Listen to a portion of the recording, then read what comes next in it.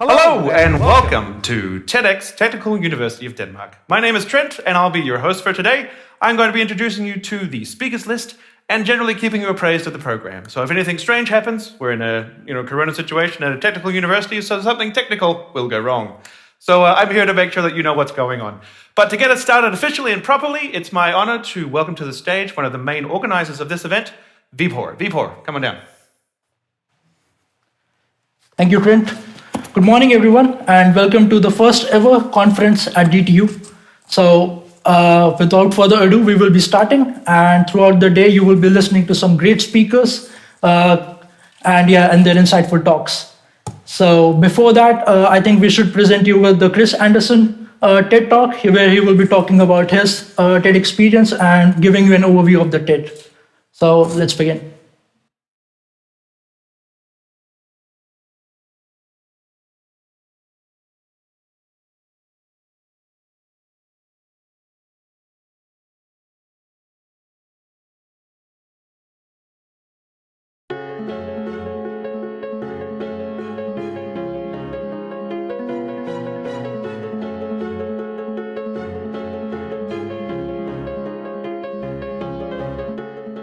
Now today, you're part of a truly remarkable global phenomenon.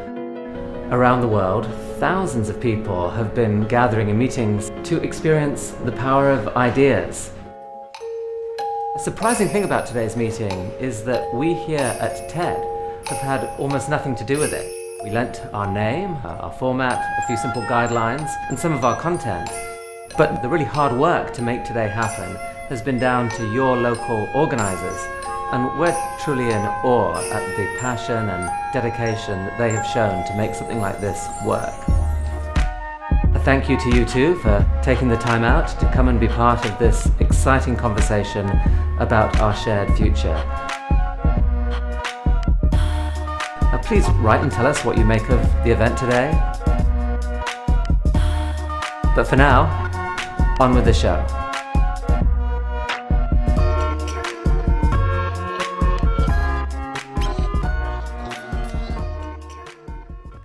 Hello again. Let's get straight into it and go straight to our first speaker.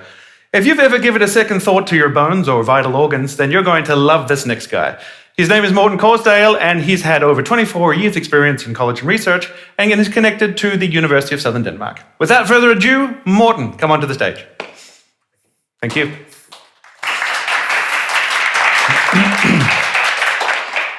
Thank you very much. So, I love collagens, and I think you should too, because they are really the key to understanding and treating chronic diseases. So what is a collagen? To start with, I would like to introduce you a little bit to the importance and the biology of collagens. So what do you think of when I mention collagens? I think many of you may be thinking about skin products. We want beautiful skin, we want beautiful collagens.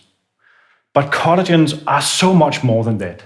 They are in fact the central building block of all biological structures. Just like the Eiffel Tower, where the beams and the pillars are completely essential for the structure of the Eiffel Tower. In fact, collagens are the main building block of the body. And type 1 collagen is the main protein in the body. And these proteins are the small building blocks that the entire body is made of. In addition, you might know that we are made of more than 30 trillion cells. And many organs actually have more of the matter outside the cells as compared to the cells. This outside the cells, this context is referred to as extracellular matrix. And this matrix is critically important for the function and the behavior of those cells. In fact, collagens are the central component of this matrix. And the cells, they know how to behave because of this matrix. In fact, if we look at cells, all cells have the same DNA. They have the same capacity to turn into a bone cell, a brain cell, a skin cell, or a muscle cell. And the reason why they know how to behave and what to do is because of the context, because of the matrix that they are in. So these cells only know how to function and when to live or when to die because of the context they're in. In fact, there are 28 different types of fantastic collagens, and they are all different in different organs, in different parts of those organs, and I'm going to take you through a few of those. So let's take bone as an example. Type 1 collagen is the main component of bone. And if we have a lesser quality of collagens, or if we lose our collagens in bone, the bones break. So at least we need to take care of our collagens. So I started my research in bone more than 20 years ago. And this is actually my second publication.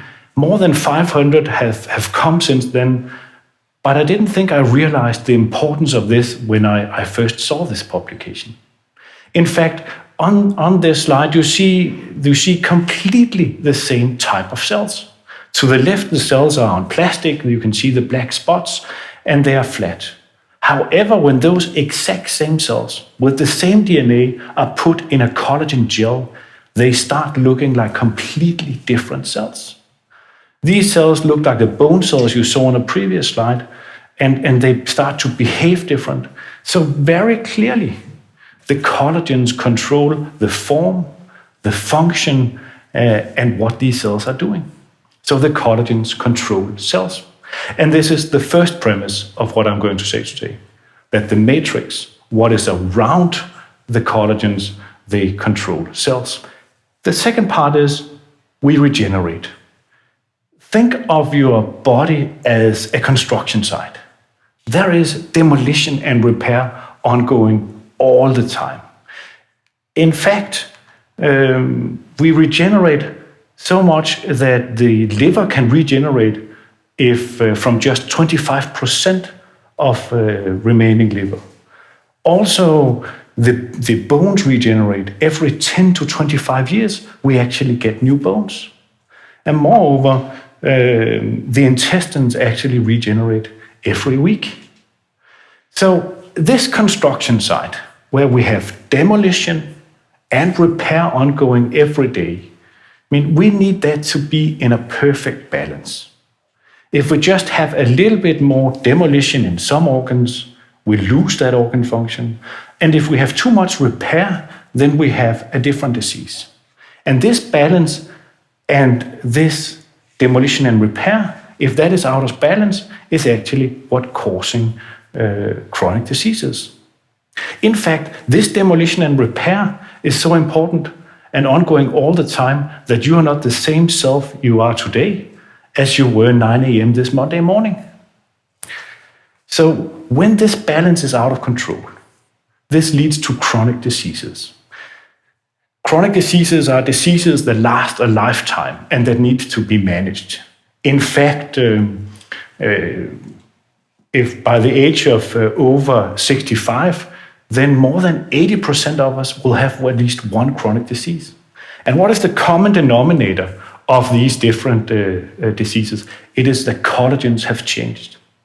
There are different amounts of collagens in cancer, diabetes, autoimmune diseases with destruction of the bones, and in liver diseases. We see in these different diseases that the collagens have changed. And moreover, we see that the collagens are continuing to change for the worse. And this means that the tissue composition and the collagens of balance is altered, the repair balance is disturbed. And this is the central concept, that we are constantly regenerating. And that regeneration leads to that collagens are broken down and they are built up. And so in this beautiful slide, you see cells on the top and you see the structures of collagen below. And so when these tissues are being remodeled, then small collagen fragments are being released from the tissue into the bloodstream, where we can use these as biomarkers. Biomarkers are just a simple measurement, just as weight or blood pressure, but it is an objective measurement of a biological process, and we researchers use them as biomarkers, and we use them every day. So interestingly, if so many of us have or are going to have a chronic disease, how come we are so bad at treating them and even curing them? Well, I think it's because we are looking at the tip of the iceberg, not what's lies beneath. The cells are only a small part of what's going on. Actually, there's more matrix than cells.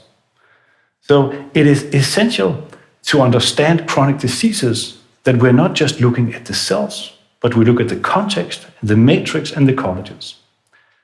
And this is the second premise, that we regenerate. And this generates collagen fragments that tells us about the processes that may lead to chronic diseases. So let me give you 3 biological examples of what the collagen balance means for patients and how important this collagen balance is for patients. And before we go there, I want to take a deep dive into how a collagen truly looks, because they are unique and fantastic molecules with a structure, as you can see, that is unique for collagens, and they have this structure, so they are strong proteins that are the essential components of all tissues. So, and this is where we have been wrong all these years. We just measured a protein, a collagen. We did not take care in separating the processes of tissue demolition and tissue repair. Because when we look further at these collagens, it's very obvious that there are some fragments that are associated with repair and some fragments that are associated with demolition. So to truly understand which processes are driving to chronic diseases and which processes that we need to interfere with to reverse or even cure chronic diseases or even regenerate organs, we need to understand the collagen fragments. So I'm going to give you 3 examples. The first one is bone. I started in bone research more than 24 years ago. And what you see up here is a healthy bone and a bone with osteoporosis. Type 1 collagen is the most abundant protein in bone. And what you can see is that the collagens have been lost in the bones that are going to be fracturing. And so if we lose collagens, then the bones are going to be fracturing. So we measured the collagen balance in thousands of these individuals. And what we found was amazing. We found that these patients that were going to have a fracture and that were losing bone, they had more bone formation. Not lower bone formation, but more bone formation. And even more so, they had, and so why were they losing bone? Then we measured the degradation fragments. And it was because that they had even higher degradation fragments that they were losing bone. In fact, all bone treatments today are rebalancing this balance. All bone treatments today are either giving you less bone destruction or more bone formation and rebalancing this important balance. So more collagen fragments. We've been looking into cancer, and this has been an amazing experience. So the premise that we are not just measuring the protein, but specific fragments is in particular true for cancer. So we looked at a collagen, and we looked at 2 different fragments. One fragment meant that the patients were going to die, and another fragment of the same protein meant that the patients were going to survive. This means that had we just measured the intact collagen, we would not have known what was going to happen. So one fragment of repair is associated with processes that are going to make those patients live, and another fragment is bad processes that are going to make that patient die. That means that we can look at those collagen fragments and we can see which treatments those patients are going to be responding to, and this will have an enormous impact on the life of cancer patients. So I want to go to chronic diseases again, because this is the central premise. There are balances of demolition and repair, and those balances are resulting in different fragments of collagens, some that are important for regeneration and some that are important for destruction. And in fact, in all chronic diseases, in liver disease, lung, kidney, skin, we have seen that these fragments are altered. Either the balance of repair is a little too much, or there's too much destruction of tissues. And in fact, for all these diseases, for liver, lung, and kidney, we have seen that treatments that are actually truly efficacious are changing the collagen balance. So for those treatments not just to be symptomatic, they need to change the collagen balance, just as in bone. So this is the third premise, really, that collagen fragments is like a crystal, a biological crystal ball. I mean, if we know the collagen balance of formation and degradation, we can actually see if we're going to develop a chronic disease, we can see if we are reversing a chronic disease, and we can see if patients are responding to a given treatment in chronic diseases, including cancer. So in the end, I mean, this constant regeneration and repair means that collagen fragments are generated in the body all the time, some for demolition and some for repair. In fact, during this talk, I have generated more than 1 billion cells. And who tells the cells what to do? The collagens do. And those collagen fragments, formation and degradation, allows us to look into the future and see what's going to happen.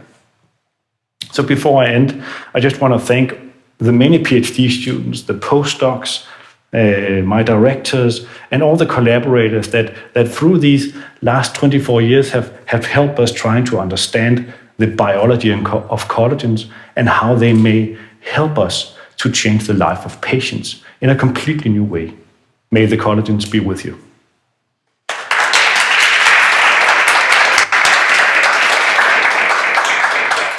Hi, Morten. Thanks so much for that talk. That was super interesting. Thank you. It got me thinking, though. We've had a talk outside of the stage scenario here. Yep. And you said that you've done about 24 years, I can see 30 years even, decades at least, of researching collagens, and you feel like you haven't quite reached that sort of tip of the iceberg yet. You don't know what's out there. What do you think's waiting around the corner?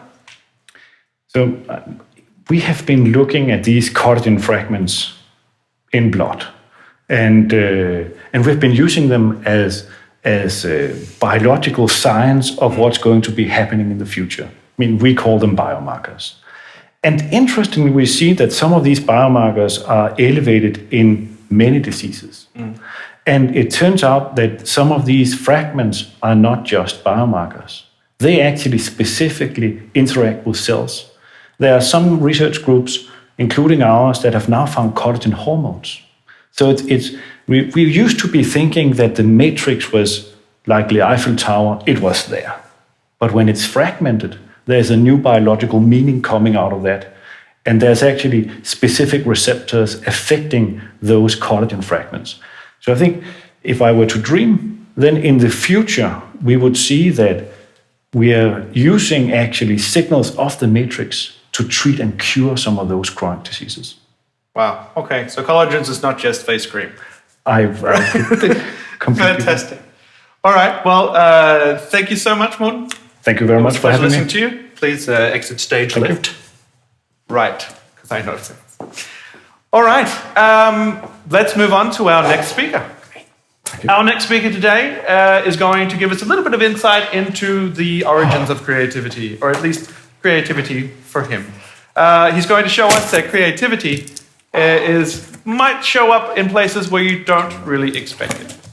So, without further ado, I'd like to introduce Christian Faber.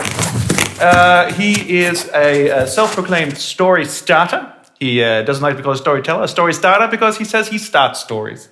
And he's also an author. Thank you so much for that introduction. I brought my backpack because we are going on a journey. 50 years of creative research in the sea of creativity. And first I want to try to explain the brain and how I see the brain through all this creative journey. I've sort of done a new kind of model, and I would like to show it to you, so maybe you will think about the brain in a different way from after this. This is sort of the typical picture of a brain. You have the two sides, left and right, or whatever you call it, creative and structural. And I would like to look at it in a totally different way. I would like to split it up in two parts, and I would like to call it the known and the unknown. And this can actually give us sort of a visual presentation of the journey we're on. Because this is a journey that's inside the brain. You don't need you don't need to cross any borders. This is an unlimited journey. So if you look at it as one of the side of the brain is a boat, it's the safe place. You can keep all your stuff, and then you have the sea. And you take the boat and you place it in the sea, and then you actually have a working model for this creative travel. Most people have sort of a limited kind of sea, and it's controllable. It can give you a bit of waves and so on, but it's pretty sort of controllable, and you can see the edge of the sea. And the thing that happens when you grow up, you tend to sort of go into this situation where the amount of water that you can move in is sort of shrinking, and you think, okay, my boat is safe. It's I know my stuff. Everything is in place. But the things that happen to me is that my sea just keeps getting bigger and bigger. And from the very beginning, when I was standing on the boat in my young years, I was looking into the sea, and I just wanted to jump in because there was so much opportunity in here. And the great thing is that I brought this. The only tool you need is a pencil. And this pencil is totally magic because at one end it has a focused delivery point of product. In the other end it has infinite possibilities. So having this in my hand, I jumped into the sea. And this is me at 4 years old in the first picture. And this other drawing I did a couple of years ago to try to explain the freedom you have in this sea. And you don't need to use a pencil, you can use all kinds of material. So this travel agency is 24/7, it's low cost, and it's immediate. You can go anywhere. So this is the amazing power of the brain. And I can clearly say my starting point for my journey came when I was sitting watching the black and white TV, and Jacques Cousteau came on with his adventures to the edge of the world and beyond. And this totally sparked a dream that you could live in the sea. You didn't have to stay on the boat. So watching these things, it totally connected me with water. And I basically think that water is the creative substance. It's a magical place. And when you're in water, you are happy, sort of on a general scale. It induces happiness. So I could hear yelling from the boat. You know, my parents were standing up there. Come up! You can't stay in that sea. You have to get an education. You have to learn about life. You know, the real way. You had to dry out that water. And but I was staying there, and I had actually spotted a possibility because there was this amazing vehicle circling around in the creative sea, and it was called advertising, because this was a safe place you can crawl inside. This amazing yellow submarine, and you could actually stay in creativity world and actually make a living at the same time. So I crawled inside, and this was an amazing place. I walked around Copenhagen with my drawings, looking at all the different agencies, and they say, get an education, get an education. And the last place I went, they actually liked what I did, and they invited me in. And this happened to be the most fantastic agency in the world, because they had the most amazing client. Yeah, I'm talking about a toy company called Lego. And a little time later, I actually had another experience, because I started to get this blind spot on my retina. And imagine this, living the dream and living the nightmare at the same time. I went into the hospital and was put inside a MRI scanner, and I had a look into my brain. So this was really it was an amazing experience, because it showed me there was something that shouldn't be there, but at the same time it gave me a totally creative look on the world, because you need to take your weakness and use it as creative fuel. This was the kind of picture you don't want to take home when you're 20 years old. But this was looking inside my brain, and there was something not supposed to be there. It was a tumor. It was pressing on the pituitary gland, and it was pressing on my optical cord. So at the same time I was opening up the creative world, I was getting shut down from inside. This was really, really not a good development. But I found out that the body is basically made out of chemistry. So I've put a little extra sentence in this: to be or not to be, that's a matter of chemistry. Because I got these pills, I got these capsules that I was eating every day. And they were starting to, like an army of small medical soldiers going into my body and fighting this tumor. This was really amazing. It was not cancer. So I had really the feeling of being reborn when I went out of that hospital again. But the chemistry had an effect, it had a side effect. And I want to rephrase survival of the fittest, because my experience was survival of the weakest. I had to sort of almost crawl my way into the agency, because every morning I would feel like a zombie because of the medicine. And basically my next object I will take forward is, imagine being in an advertising agency where everything is about fantastic living and colors and so on. But when I came to the agency, I crawled into the bathroom and I took this, and you can apply creativity in a lot of ways, because you can use this as a pillow as well. So I was lying in the bathroom of the agency with my head on this, and that also redesigns another sentence. Being on a roll has another meaning. I was on this roll for 10 years, eating the medicine and making strange connections in my brain, which actually led to this next development. Because our fantastic client had this series of mechanical or biological heroes made out of parts, and it needed a story, it needed a universe. So why not take the capsules that I have been eating for 10 years and make them into this product? It's gone after the market, so this is not advertising, but this is Bionicle, and it's a biological chronicle. So taking the disease, taking the story of the body that had to be rebuilt, and putting it into sort of a legendary setting, that is what Bionicle is about. And this story had a 10-year run with a lot of fans around the world, and it's still actually out there. A lot of fans have continued to build. And those people are going into education now. They are taking classes in 3D modeling and so on. And I'm still in contact with them. So this is fantastic. This is actually the secret behind the whole Bionicle legend, that you have this gigantic robot lying underneath the sea. The island that the heroes arrive at is the face of the robot, and the whole fight is about getting rid of a virus that's in this robot. So taking the illness into storytelling is a fantastic way of coping with problems and weaknesses and biological adversary. But what happens when you're in this submarine of advertising? You start to develop another blind spot.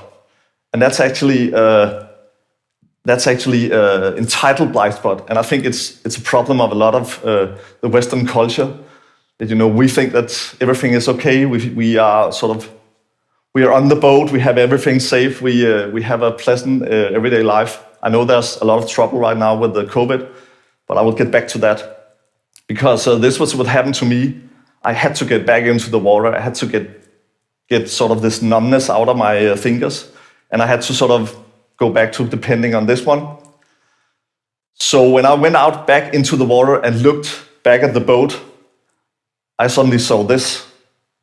This is sort of a representation of the whole human civilization. Being on a cruise which a couple of years ago was sort of a perfect vacation form, but now it's more like a horror movie, being secluded on this boat. But this is actually civilization in a nutshell. And you can find everybody on the globe in this drawing. Some will be under the waterline, some will be on top inside the gyrosphere, and some will be in the front looking for the future, trying to get the other ones to react. So based on this thing, I will say that creativity has a totally new role. It used to be advertising, selling stuff. It used to be entertainment.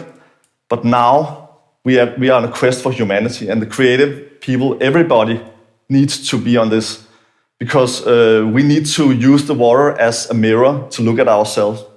And we also, this text has jumped a bit. We need to move from hero to vero. And what I mean with that is, we have been searching for heroes to fix our problems for years and years of our civilization. But I think we're getting to the point in 2021 where we realize that it's actually us, it's the we that needs to take care of stuff. And I can see traces of this all around. You can see young teenagers fighting for climate change, getting that on the agenda. You can see old scientists doing TV programs about nature that is disappearing. You can see all the scientists doing the vaccines and so on. These are sort of heroes that are attracting attention to the we, that we need to accept that we are together in this. So I really want all the creatives on the globe to unite. We have this one boat we are sailing in, and we need to use creativity to make change. So the story I really want to tell is that going on a rescue mission in the near future, you can imagine having your near relative in the future lying in this orange safety raft, and you are maybe controlling the drone on top, trying to save this, distant relative. And you have a windmill, which is like new energy. In some years, it will be the old way of doing things. Maybe it will be the safe haven for this future relative. I'm actually inviting everybody into this new creative storytelling project inspired by the global goals. And it's actually about everybody's near future and our unborn children and the world they're going to live in. We should tell stories about that. We should focus on that, and creativity should become a serious science. So the last thing I want to take out of my bag here, that is, we've been giving this fantastic gift of the global goals. And I really want to say to people, don't make this into a blind spot. Don't just put it on your jacket as a little symbol and then you're safe. This is a fantastic story engine. It's a story starter, and you should play with it. You should put it into action. So for the next slide, be ready for the future, tell the stories, and keep this in your hand. Then you will be safe in the water of creativity. Thank you.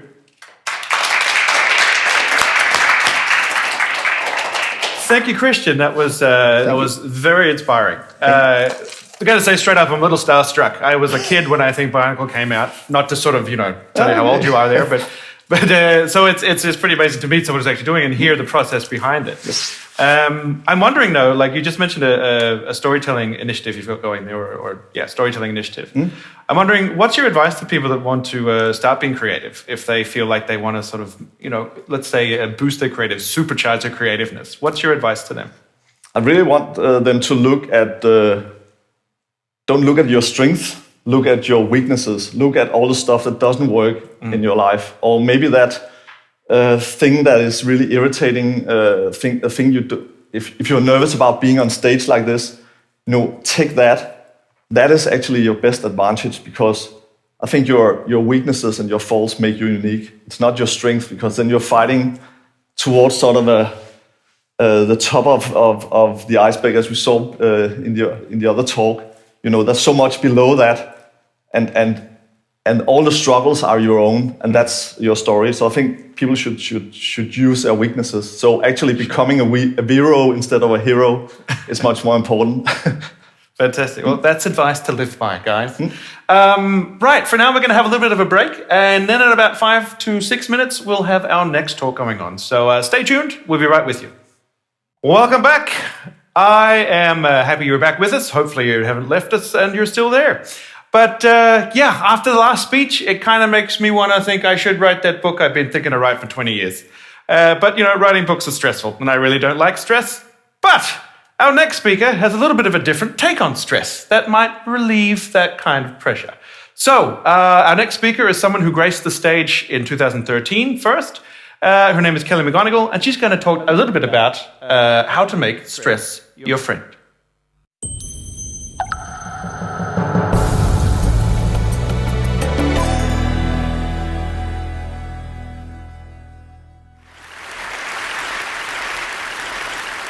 I have a confession to make. But first, I want you to make a little confession to me.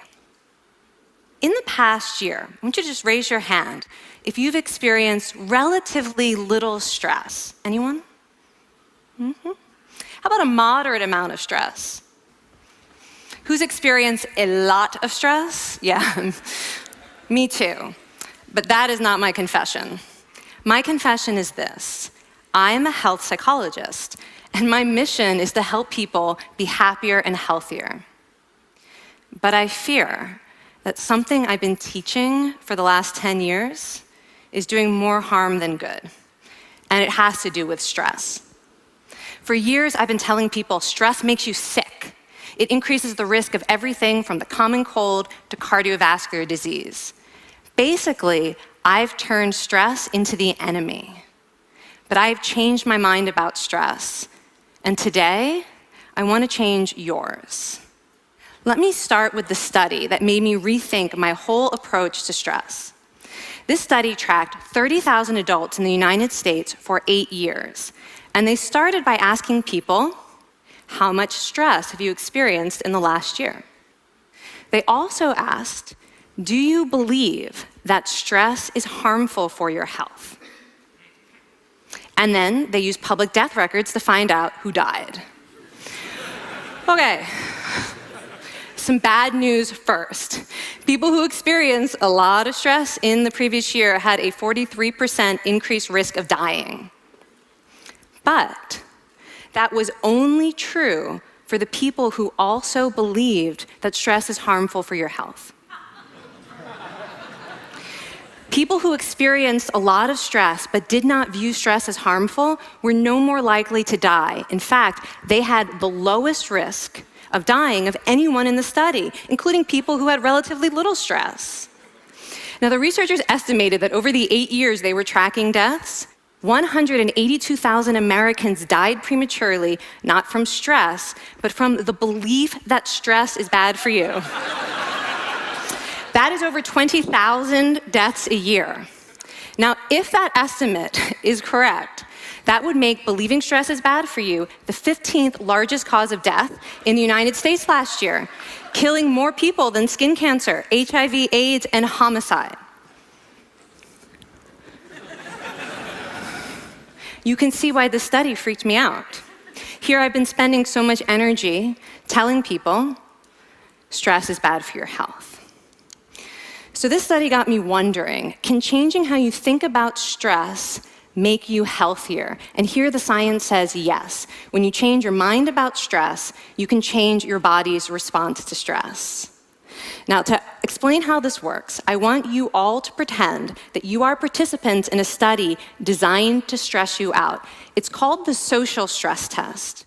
You come into the laboratory and you're told you have to give a 5-minute impromptu speech on your personal weaknesses to a panel of expert evaluators sitting right in front of you. And to make sure you feel the pressure, there are bright lights and a camera in your face, kind of like this.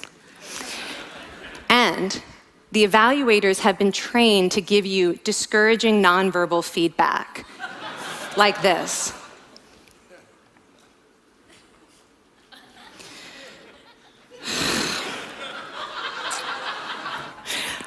Now that you're sufficiently demoralized, time for part 2, a math test. And unbeknownst to you, the experimenter has been trained to harass you during it. Now, we're gonna all do this together. It's gonna be fun. For me. Okay.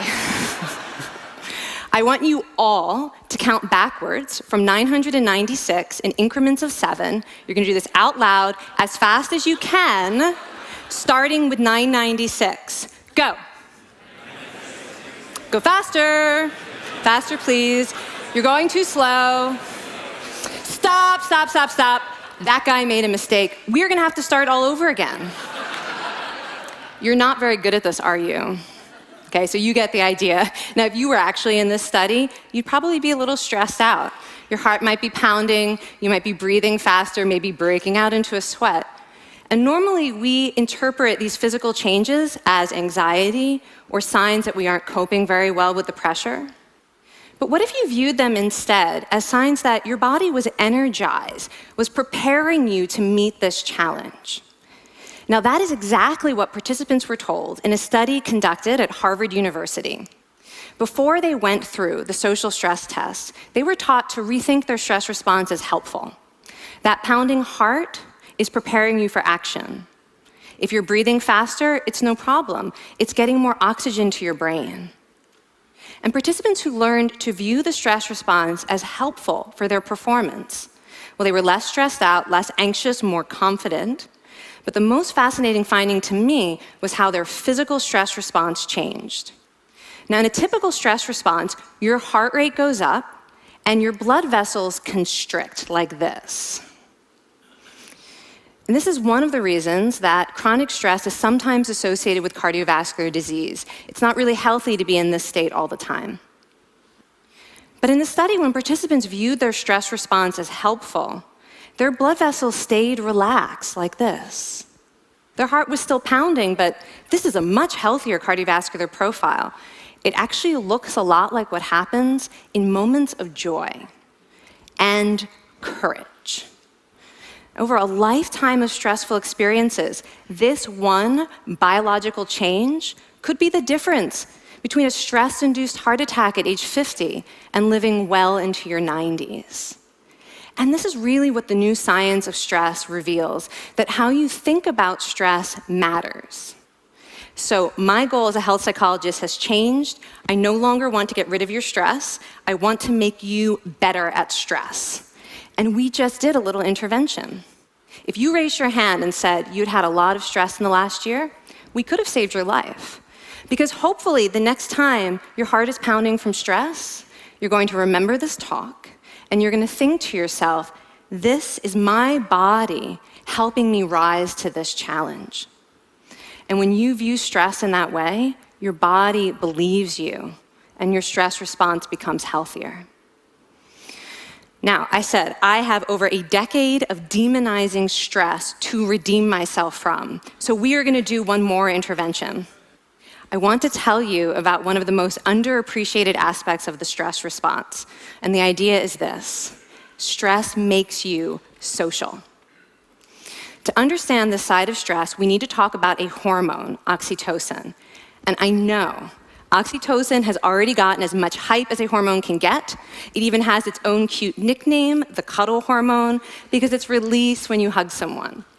But this is a very small part of what oxytocin is involved in. Oxytocin is a neurohormone. It fine-tunes your brain's social instincts. It primes you to do things that strengthen close relationships. Oxytocin makes you crave physical contact with your friends and family. It enhances your empathy. It even makes you more willing to help and support the people you care about. Some people have even suggested we should snort oxytocin to become more compassionate and caring. But here's what most people don't understand about oxytocin. It's a stress hormone. Your pituitary gland pumps this stuff out as part of the stress response. It's as much a part of your stress response as the adrenaline that makes your heart pound. And when oxytocin is released in the stress response, it is motivating you to seek support. Your biological stress response is nudging you to tell someone how you feel instead of bottling it up. Your stress response wants to make sure you notice when someone else in your life is struggling so that you can support each other. When life is difficult, your stress response wants you to be surrounded by people who care about you. Okay, so how is knowing this side of stress going to make you healthier? Well, oxytocin doesn't only act on your brain, it also acts on your body. And one of its main roles in your body is to protect your cardiovascular system from the effects of stress. It's a natural anti-inflammatory. It also helps your blood vessels stay relaxed during stress. But my favorite effect on the body is actually on the heart. Your heart has receptors for this hormone. And oxytocin helps heart cells regenerate and heal from any stress-induced damage. This stress hormone strengthens your heart.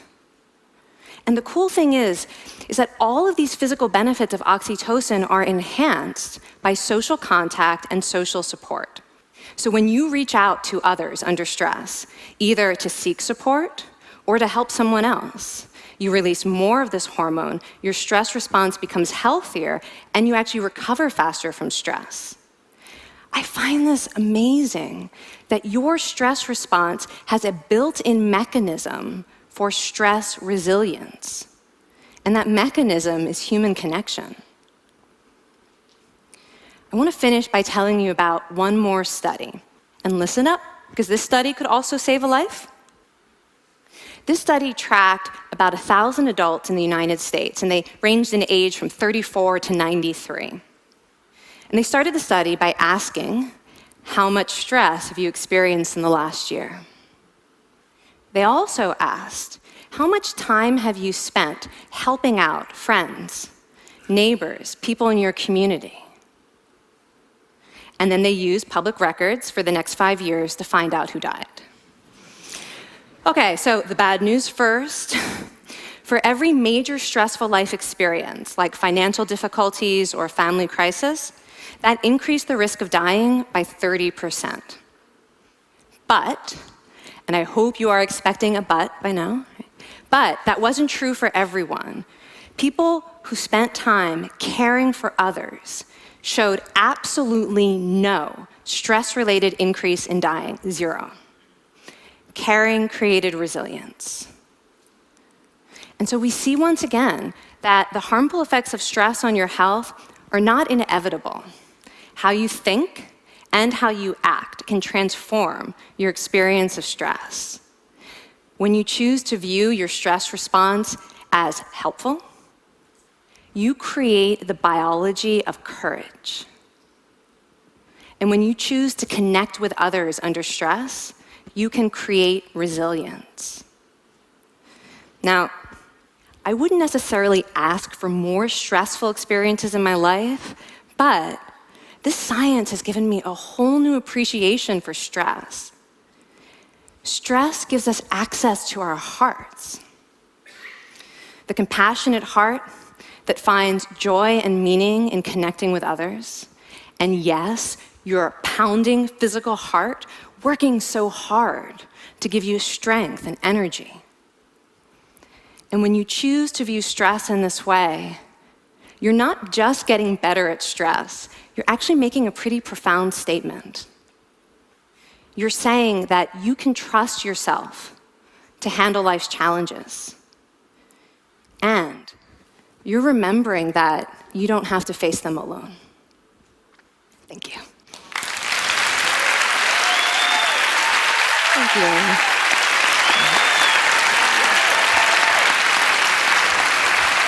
I mean, this is kind of amazing what you're telling us. It seems amazing to me that a belief about stress can make so much difference to someone's life expectancy.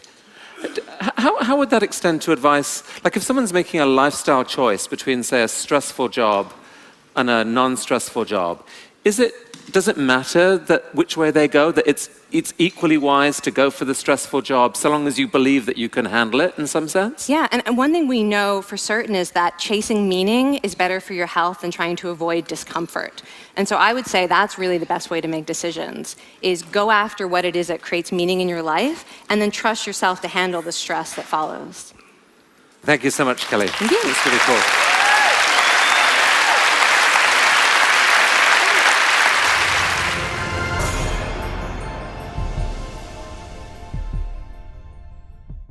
Well, I am definitely going to try and make stress my friend. I just really hope that stress sees me as their friend as well. But that pretty much concludes our first row of speeches for now. We hope you've been enjoying it so far, and we apologize, of course, for the technical difficulties, but thank you for bearing along with us. We really appreciate it. For now, though, we're going to send you off on a break. Go away from the computer, close your eyes, walk out, grab a coffee, tea, or some other kind of cozy beverage, and just, have a little break from your screens. But please meet us back here at around 12 o'clock. Not around, actually, 12 o'clock sharp. I've just been given the dagger eyes by the organizers. 12 o'clock sharp would be fantastic. We'll see you very soon.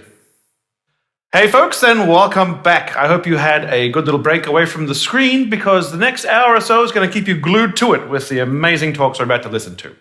Let's move on to our next speaker. Cancer sucks. There's no two ways about it. But imagine if there was a treatment out there that could look at your exact biology and your exact cancer cells and treat that as it is. We might almost be there. To tell us a little bit about it, we have Emma coming over to the stage right now. Emma is going to talk to us about specialized treatment of cancer. Come on over, Emma.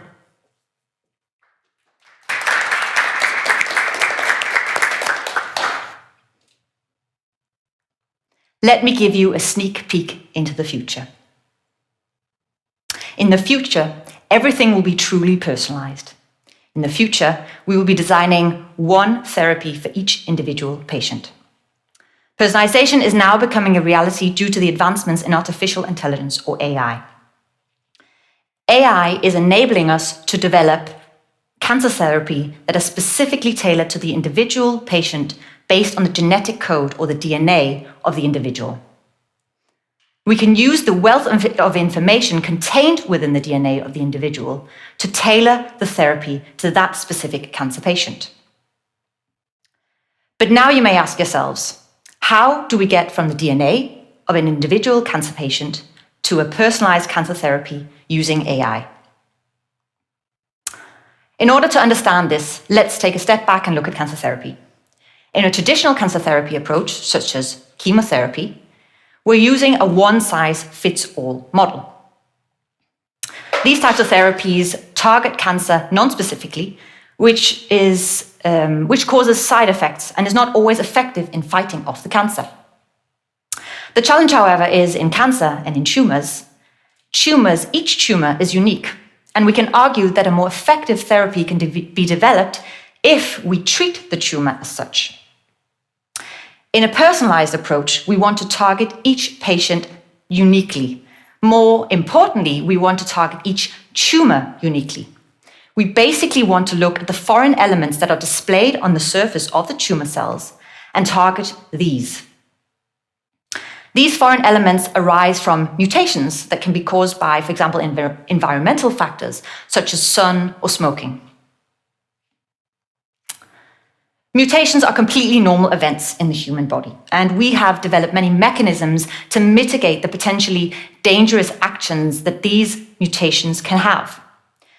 However, in cancer, these one or more mutational events have not been mitigated, and this can result in the development of a potentially malignant tumor. Tumor cells are disguising themselves as normal cells. This means that tumor cells are putting up a protective shield, allowing them to attract all the essential nutrients they need to grow, allowing them to ultimately grow out of control. The immune system cannot recognize the tumor cells as foreign. Our immune system consists of so-called T cells. And T cells constantly survey the body and monitor whether there's any danger lurking. They are experts in finding foreign intruders that are trying to invade the body, such as bacteria and virus, virus such as the coronavirus, which I guess you are all experts in now in light of the pandemic. In cancer, the tumor should in principle be just as foreign to the human body as a virus is, but somehow it is not. The tumor goes unnoticed by the immune system. The tumor is in disguise.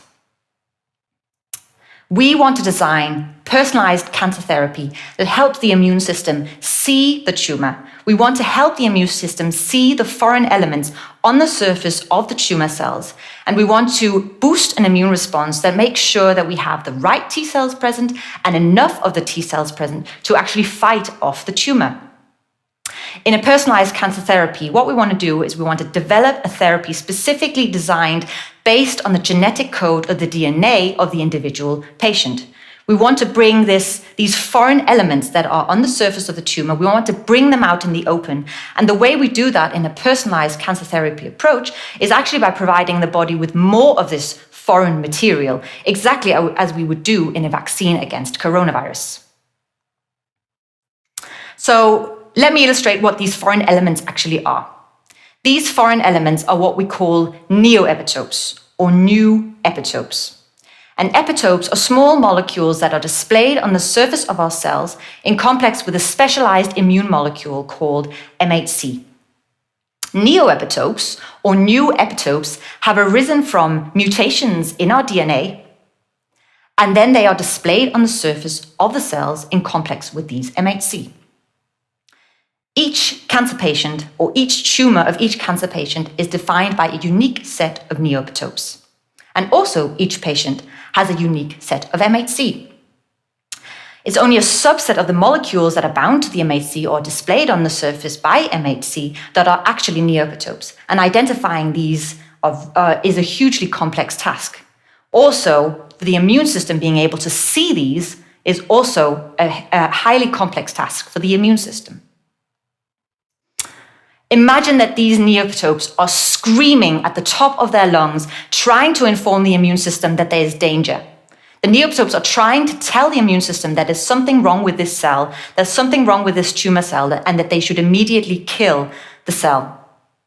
The problem is, however, that this signal that the neoepitopes are trying to convey is drowning in other signals provided by the tumor cell, but also surrounding the tumor cell, that results in the neoepitope signal not being heard. What we want to do in a neoepitope-based, personalized cancer therapy is we want to shift this balance and we want to amplify the danger signal, basically allowing the immune system to be able to hear the voices of the neoepitopes. We want to provide the neoepitopes with a megaphone in order for the immune system to be able to hear them better, in order to fight off the tumor. Let me try to visualize how we would design such a personalized cancer therapy.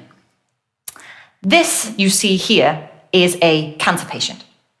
Or more specifically, this is the healthy DNA of a cancer patient.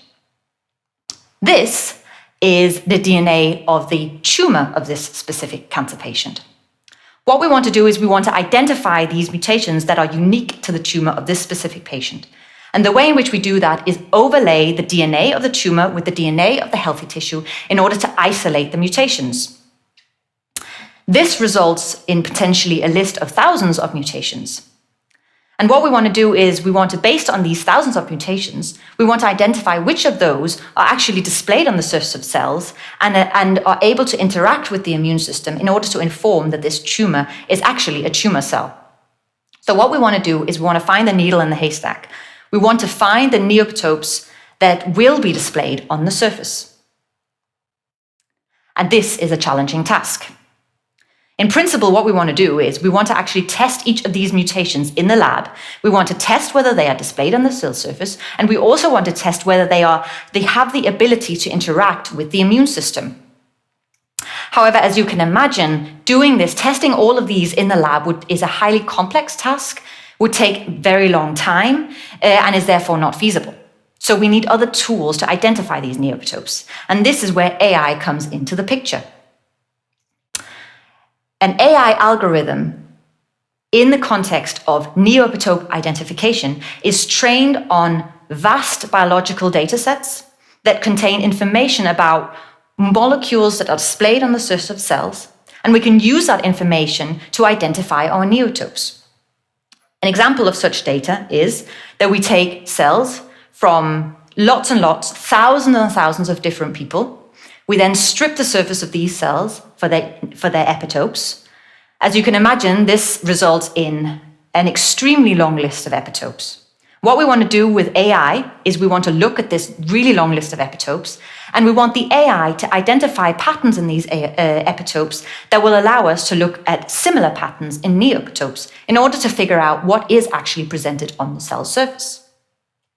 What we do with our AI algorithm when we get a new patient and we want to see what neoepitopes are unique to this patient's tumor is that we use our AI, and the AI uses all its past experience that it's learned from all of the other data it's seen, and it uses that past experience to figure out for this specific patient which neoepitopes should we be bringing out into the open, which neoepitopes, which voices should we be amplifying in order for the immune system to be able to spot the tumor. Once we've identified our neoepitopes with our AI algorithm, we can go back into the lab and we can then make more of these neoepitopes synthetically. We can then put these neoepitopes into our personalized cancer therapy and give this back to the patient in order to amplify the danger signal and for the patient's own immune system to be able to fight off the cancer. Let me finish off by telling you a story about tomorrow based on many of the things that we can already do today. After many years in the sun, mostly without sun protection, my grandmother Harriet has developed skin cancer. She visits the hospital, and the hospital decides that a personalized cancer approach would be the way to go for her. A tumor biopsy and a blood sample is taken from my grandmother. And this is the material we need to design a personalized therapy specific for her. Once she is waiting for her therapy to be produced, we'll take a look behind the scenes and see how do we actually produce this personalized cancer therapy.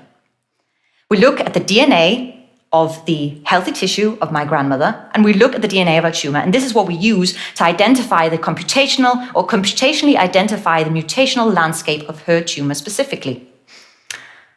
We can use the blood sample to identify the MHC, the immune molecules that are specific to her. Once we have this information, we can then use AI to extract the neoepitopes that are specific to her tumor. These computational steps can be achieved within a matter of hours. Once we've identified our neoepitopes, we can go back into the lab, synthesize them, make a personalized cancer therapy specific for my grandmother. And when she comes back to the hospital, she can be given her therapy. And after some time, my grandmother's own immune system will be able to fight off the cancer. Just imagine this world of tomorrow. A world where personalization is the norm and where each cancer patient can be treated specifically based on his or her tumor. A world where each cancer patient can be given a cancer treatment with no off-target toxicities and with high effectiveness in fighting off the foreignness in the body that is the cancer. Tailor-made, personalized cancer therapy driven by AI can potentially make this a reality. Thank you.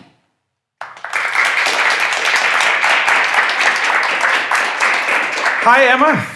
Thank you so much Hello, for that. Thank you very much for that very, very insightful and promising talk. First of all, I want to apologize. I didn't introduce you properly. This is Emma Jappe, researcher and PhD. I just wanted to correct that to make sure people know who you are. But listening to your talk makes me think, a lot of people here talk about cancer treatments a lot, and there's something just around the corner, and this is going to be solved very soon. And I guess I'm going to ask you the same question. Mm-hmm. How far are we with this kind of treatment? What's the bottleneck, if there is one? What's stopping us from going further with this? Mm-hmm. So, as I said in the beginning, that this is the future. Personalization is the future. And what I forgot to mention, actually, is that the future is much closer than you may think. and that this is actually where we are already. Wow.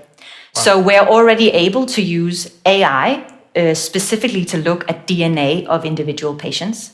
We're using AI in the field of medicine a lot. So we're both using it for diagnostics to see how should we treat a given patient, but now we're also starting to use it when we actually get a patient to actually design a therapy specifically for them. So we have two aspects of this. And this is already being tested. So this neoepitope-based therapy is already starting to be tested on humans. So we're actually much closer than potentially this presentation was indicating. That is really amazing. Thank you so much for your talk.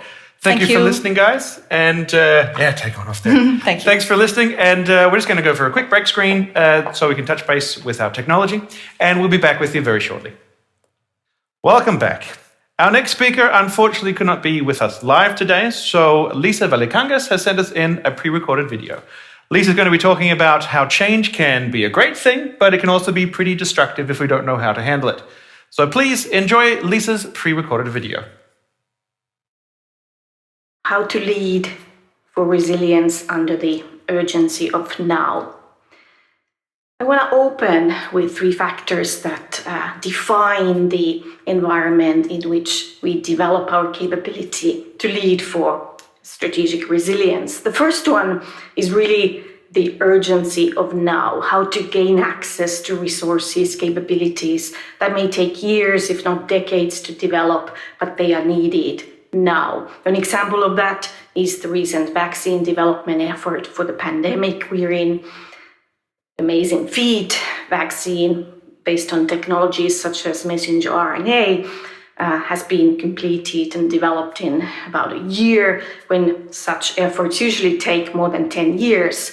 This is thanks to the underlying technology being in laboratories for more than 20 years under development. The second transformative factor in our environment is digital management technologies, which are changing the way we represent reality by bits and pieces, kind of as digital twins, if you like. Be able to analyze, optimize, innovate these digital realities, and they are increasingly changing management processes and practices, something, again, we need to be sensitized to and learn about. The third factor is China. Sort of a geopolitical factor, which is changing the environment in which business is going to be conducted for years to come. So in this vastly changing environment of urgencies of now, digital technologies, geopolitical changes, how do we develop the capability for our leadership and for resilience in particular? I would like to set a standard, which is zero trauma change. This is something I worked with my colleague Gary Hamill some years ago, and we published a piece in Harvard Business Review. It is still quite relevant in terms of thinking about how to maximize our capacity to be forward-looking, to change while minimizing the trauma, the crisis, the cost of undergoing change. Because by the time we are in that crisis, it is too late really to lead that change in any way we want to. In addition to those costs that are incurred, often change in itself has its own unfolding course when it takes place under crisis. So if we want to lead change, we need to get engaged before we fall into that crisis situation. So what might be ways in which we can develop such capability for strategic resilience in ourselves and our organizations? I propose 3 steps forward. They're not necessarily linear, but they give good pointers as to the sort of capabilities that we need to have in our organizations for strategic resilience. The first one is our mindset, our cognitive capability to be very flexible, to see things before they really stare us at the face.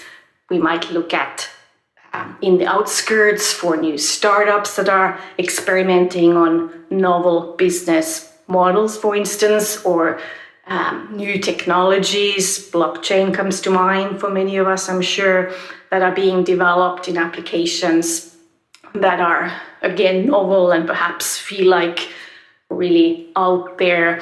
The issue often is that as we think about changes in the environment, we think, well, it doesn't really concern me, concern us, or at least it doesn't concern us yet as an organization.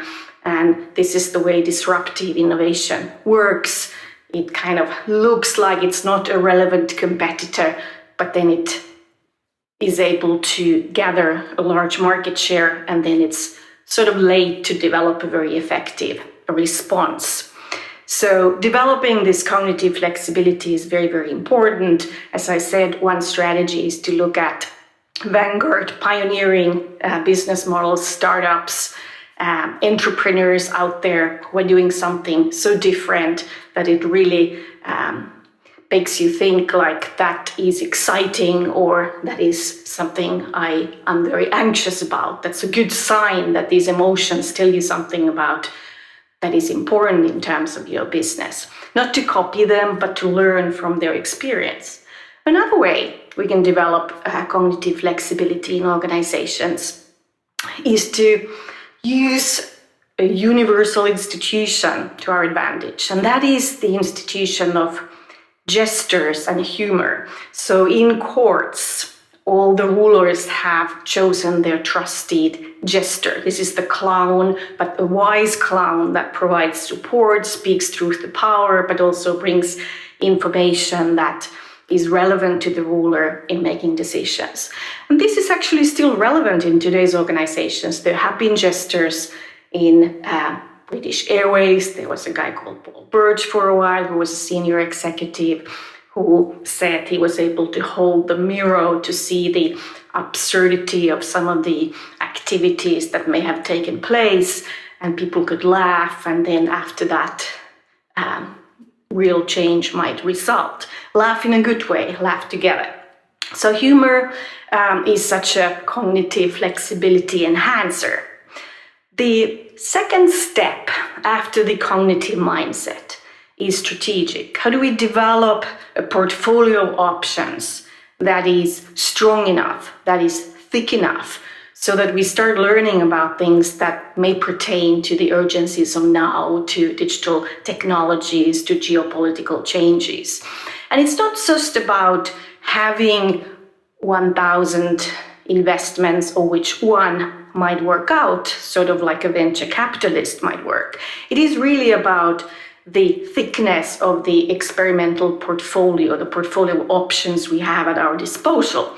Because that thickness, do we have 1,000 experiments, 500 learnings, maybe even more ideas, a couple of sort of failures, things that we really can draw our resilience from, because those are the ways in which we learn about the world before we really need to. So again, we are being proactive in that sense. So check the thickness of your portfolio of experiments and options.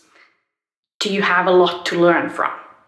The third step in this path toward strategic resilience is political or resource oriented. So how do we access resources that we need to have at our disposal? And it is not just about the typical budgeting mechanisms, but we could look more broadly. We could look into outside our organizations. There's a lot of talk about open innovation, for instance. There are places, organizations that provide access to problem solvers around the world. Innocentive is one of the older ones. There was a very interesting company called Gaggle. It was bought by Google some time ago, which provided 500,000 data scientists to your disposal if you had a very interesting data science problem to solve. And I like the example of a Gaggle because it sort of shows that it is possible to access resources that are in very, very short supply, such as data scientists in the world. If you have a problem that really grasps their interest and their imagination. I lived in Silicon Valley for a long time. There was a sort of a joke that it's not whether you have a computer science degree from Stanford or DTU from that matter, it's about what's your Kaggle ranking. So are you part of the teams that are the most competitive, the best in solving these complex data science problems? And so that I think is a nice way of thinking about how can I formulate my organization's toughest problems in such a way that some of the world's smartest data scientists might be interested in addressing them.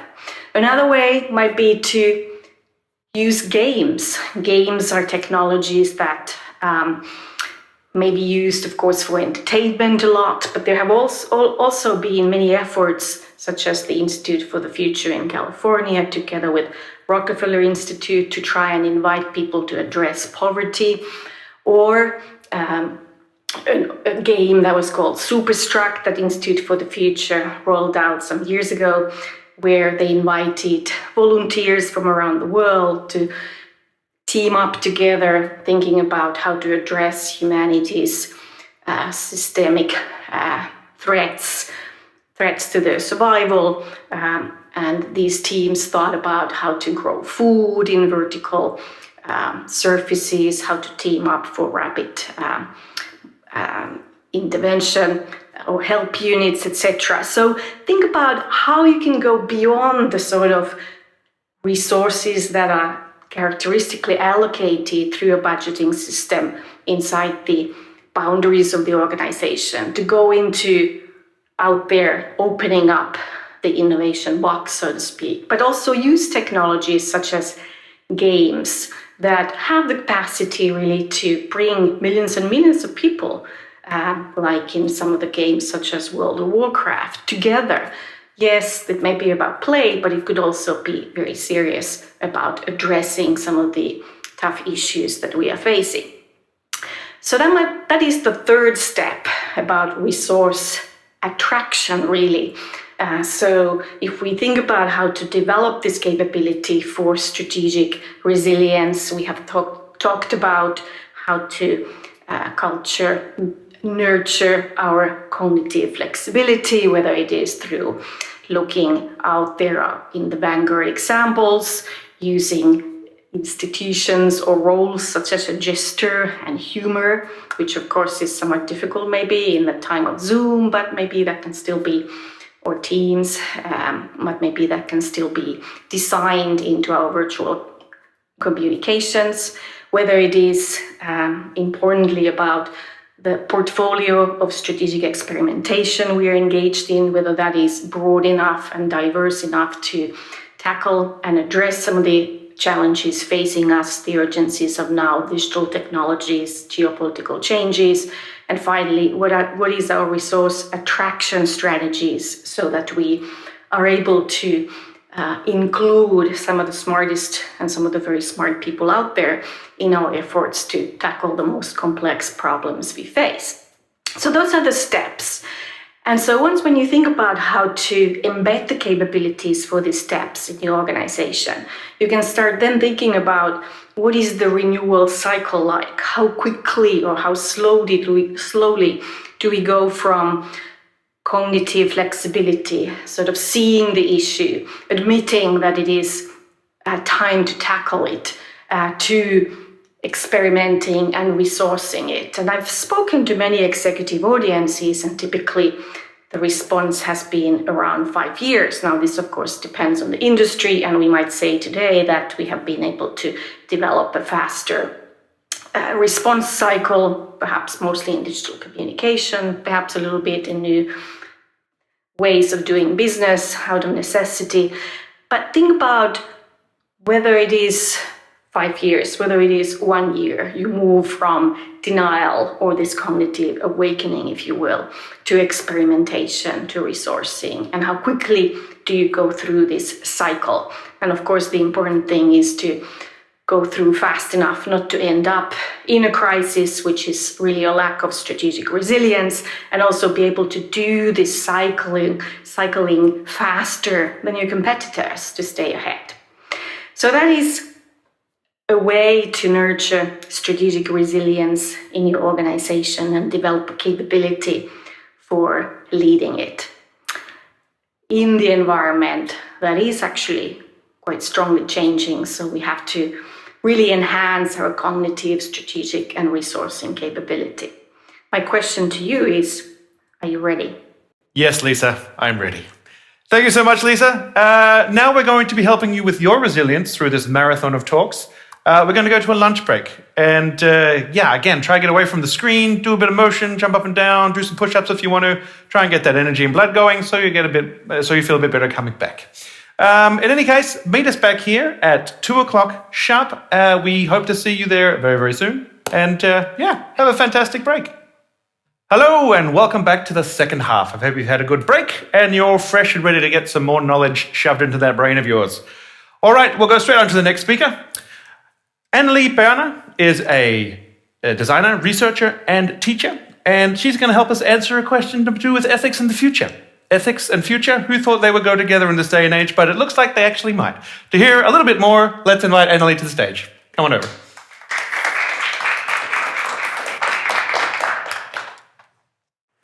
Thank you. Today I'll share with you some ways to bring ethical reflection into the process of creating new technologies. To me, ethical reflection comes up when I confront situations that pull me in different directions, where I don't know what to choose, or sometimes where I think I know exactly what to choose and then everything falls apart. How could I uncover the situations that require ethical reflection before they actually happen? And why should anyone do that at all? Let's take that first. You may have seen some headlines in the past few years to the tune of how technological devices impact our lives in unexpected ways. Delightful technologies like a stuffed animal that you can use to send your kids messages turns into an insecure database and private messages being held for ransom. A website to share and connect with your friends turns into a trove of personal data used to manipulate voters. Recognizing faces to prevent crime turns into a facial recognition system that is used to track and control ethnic minorities. The list goes on.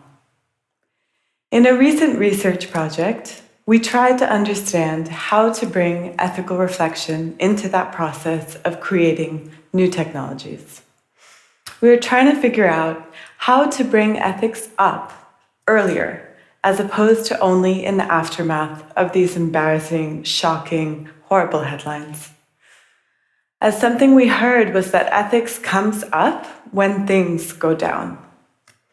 Things in this case can mean technological devices, the networks and the people and the places to which they are connected. What if we could anticipate those things going down and fast forward to the scene that brings ethics up? If we could uncover and express those scenes, we could rehearse and prepare for how we would handle the challenges we might face. And maybe when we step back to our present-day concerns, we could make different choices, avert some possible scenarios, and steer towards others. But in order to get there, we have to exit from our everyday focus and zoom in and out, fast forward, in short, shift our perspective. And I think these lenses might help us. Ethical theories inspire those lenses, and I'll call them out as we go. Let's do it. Let's use those lenses and look at a new technological device through them, see what scenarios that brings up. I hope that how I will see this is different from how you might see the product and the scenarios, because that is the power of diverse perspectives and the discussions that we can have with them. So perhaps you'll jot down your reflections and share them with me later, or those around you now. So what are we going to work with today? We are all going to work on the smart shoe. And it's a new product. It's going to measure and log runs, walks, any kind of movement. We just joined the team working on it, and it's not yet launched. Let's take a look at the thing we're building. We don't yet know exactly what its form is, so for now, this is our representation that we'll use, and we'll follow it through the lenses. Our first lens is that of zooming in. So we want to really try to get to know the product, what is inside it, who uses it. We know it has a Bluetooth device, it has a database that it's connected to, it also has an accelerometer inside of it, and there's an app that people can use to get the data out of it. It lives on people's feet and in their houses and anywhere else they might go. The app allows people to analyze their patterns, set goals, and even compare their routes to others. And we also have a smart coach who can help people improve their running style. So now we can see a bit of a fuller picture about this smart shoe. Second lens. We are looking at this thing, again, this smart shoe that we're building. But here we're going to try to sharpen the lens and think about what good we are doing with this thing. So we already know that it's supposed to help people to run faster and better. But now that I'm joining the product team, I would also like to bring a couple other ideas in. So I'm going to bring in well-being, the idea that I want to support people's physical and mental well-being. And I'm also going to bring in the value of autonomy. So the idea that no matter what, the person who owns this shoe can make their own choices without being influenced or forced by the technology inside of it.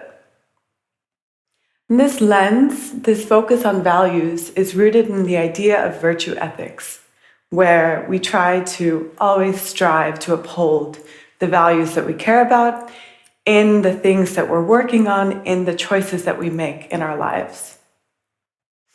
On first glance, it looks like the smart shoe aligns fine with those values.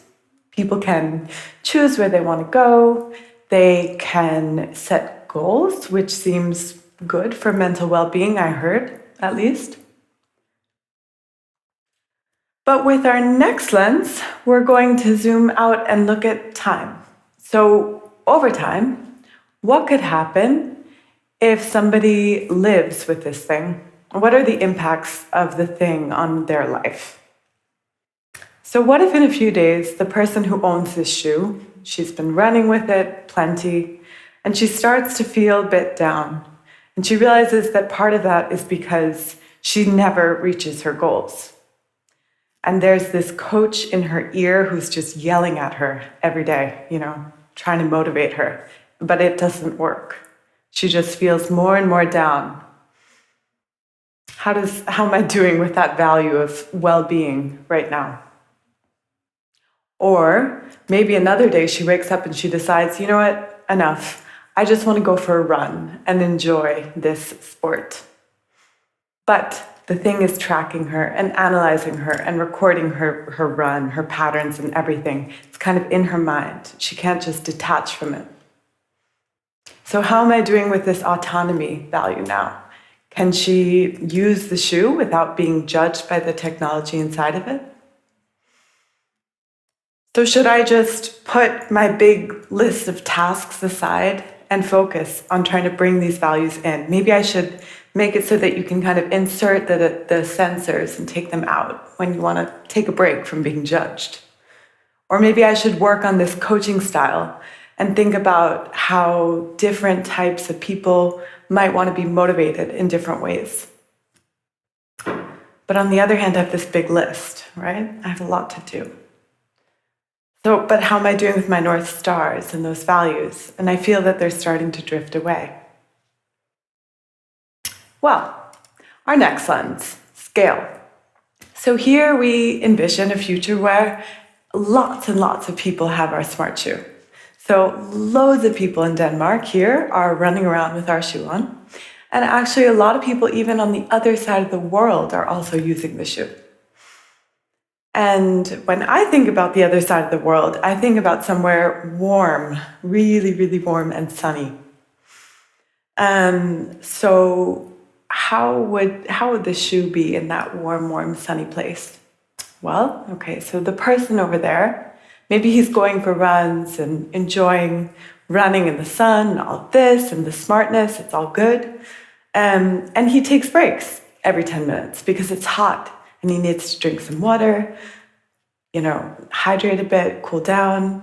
And he also carries water with him even. So his stats are being compared to the global average, and it doesn't look so good.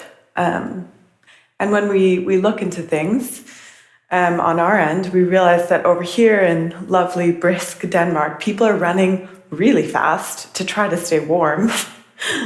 And our context is being directly compared to his context. So how are we doing here? Feels like the consequences to some extent of this comparison, this is not feeling so good, it's not working so well. So should we try to push for more data collection in his area and try to get a better local average, or how do we deal with this? All right, next sentence. Let's look at that future, right? So already we're starting to think about different futures where, now our product is out there, right? Certainly not the present day. We're not going to look very far in the future, just very, very near future. But even already there, we need to start to take into account the other things that might be happening. So at that point, very near future, I can tell you probably, and unfortunately, there will continue to be a climate crisis. And it's also quite likely that everybody is still working from home, or many, many, many people. And so there's been a kind of skyrocketing of domestic energy consumption. And there's a big push to try to, anybody who's working on a product that has to do with people's homes and their lives needs to try to promote this kind of reducing the domestic energy consumption. And our smart shoe is certainly living in people's homes. So we have to think about it. And luckily, lately, just to add one more variable here, there's been a big step forward in terms of harvesting kinetic energy. So, every movement that you take is actually now turning into energy that can be stored and then used to do something like charge your phone or other devices. So that's super exciting for us. So it's cheaper, it's easier to do, more accessible. And we've decided we're going to shift and have this kind of green citizen shoe. So it's not just a smart shoe, it's now the green shoe. And we're really proud of that idea and everything. But on the other side, if we add these kind of bits of computing in and so on, that means that we need to harvest some rare earth minerals. And after the shoe is used, it's going to contribute to electronic waste. So this green shoe is also having some failings if we see it as part of a bigger global picture of greenness. All right, so here we're starting to bring in a little bit of care ethics, where we see the shoe as connected not just to the people that use it, but also potentially to the earth that those people are part of, right? All right. So through all of these stories, what I've been trying to do is to bring up these kind of challenges and the experiences of those challenges. And you may have heard of different ethics that came up throughout those stories. So we talked about consequentialism a bit as we thought about consequences and tried to weigh them. We thought about virtue ethics, especially, remember, with that first story, and we really wanted to promote mental well-being, but the person was not feeling so good. And in this last story, we brought up care ethics and the idea that a shoe is connected not just to an app, but to much, much more. So the stories and the scenarios that we've talked through, they bring up conflicts. But if we could actually envision them more richly, perhaps that would bring the discussion even more to life. So I wanted to share with you a student project lately from some students of mine who thought about that same smart shoe kind of scenario. And in this case, the smart shoe is, yes, part of a kind of green citizen program, even promoted by the Queen, if you can see. And the idea is that the more you use the shoe, the more points you get. And those points also go towards discounts at the grocery store and all sorts of other kinds of benefits. So just seeing the shoe in the context of a city or in our leadership's hands maybe helps you to bring the whole story to life in your head. And we can also use these lenses and this way of working to think about products, different products, so not just shoes, but actually a smart lock. And in this case, the students that I was working with, they thought about a future where a smart lock is used to regulate lockdowns. So what you see is the smart lock opening and closing in accordance with the national lockdown. And you can also use these lenses for completely other contexts, like a museum. So here, my collaborator, Monica Stayfried, and I thought about a future where there's a new software that a museum uses to try to collect and organize all of the different art pieces that it has. And in that future, the leadership is really trying to uphold the value of sustainability, reduce their energy consumption, and they even try to almost program or train the software to help them be more sustainable in their collection. And what this results in is that the software learns that actually many of these sculptures and paintings and archives are using a lot of energy in order to preserve them. And it starts to delete them. So none of these scenarios or questions were the ethical future, but they depict and sometimes foresee the challenges that we may face in multiple possible futures. And in doing so, they give us signs for what we could start to do now. And we ran through a lot. I hope that you will take one, if not several lenses into your next decisions and ask questions that slow you down and trust that by doing so, you are on your way to designing an ethical future. Thank you.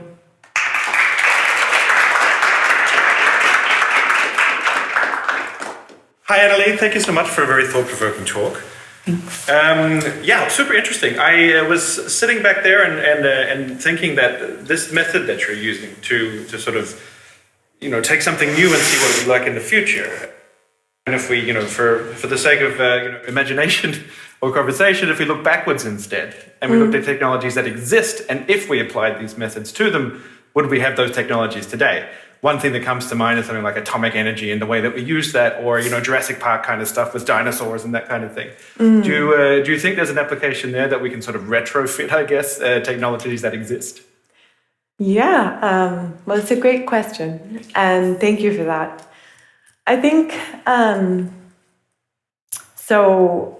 No, of course, I don't have an answer as usual, but what I'm thinking is that in order to imagine alternatives to that that decision that they were making at the time, which was maybe whether to develop that kind of technology or not.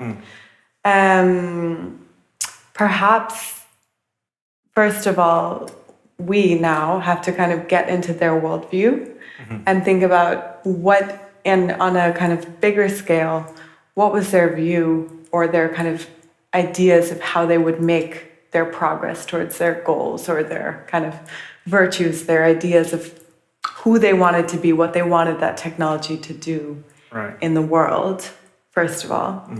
And then, I'm actually curious if it would be possible to present scenarios that would kind of destabilize them or push them off of that worldview, or rather make them question that worldview, because I'm not sure exactly what is right or wrong in that scenario of whether to develop that new technology or not.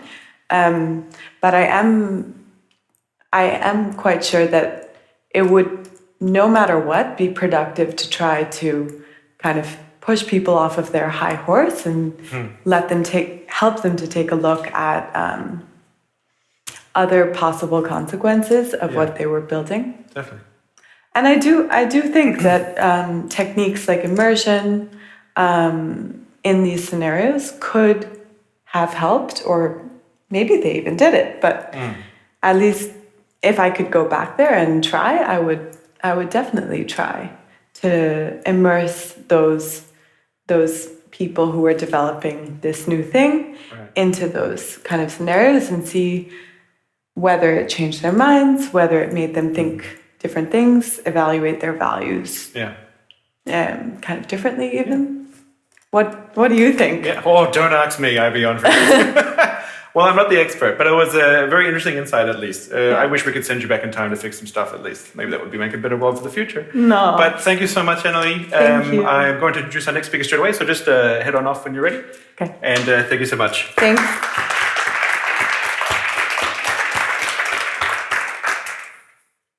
All right, so from one ethical dilemma perhaps to another. Our next speaker, Tim Booth, is going to give us a little bit of insight into how we can perhaps exploit nature's resources for our benefit without blowing it to hell. So Tim, why don't you come onto the stage?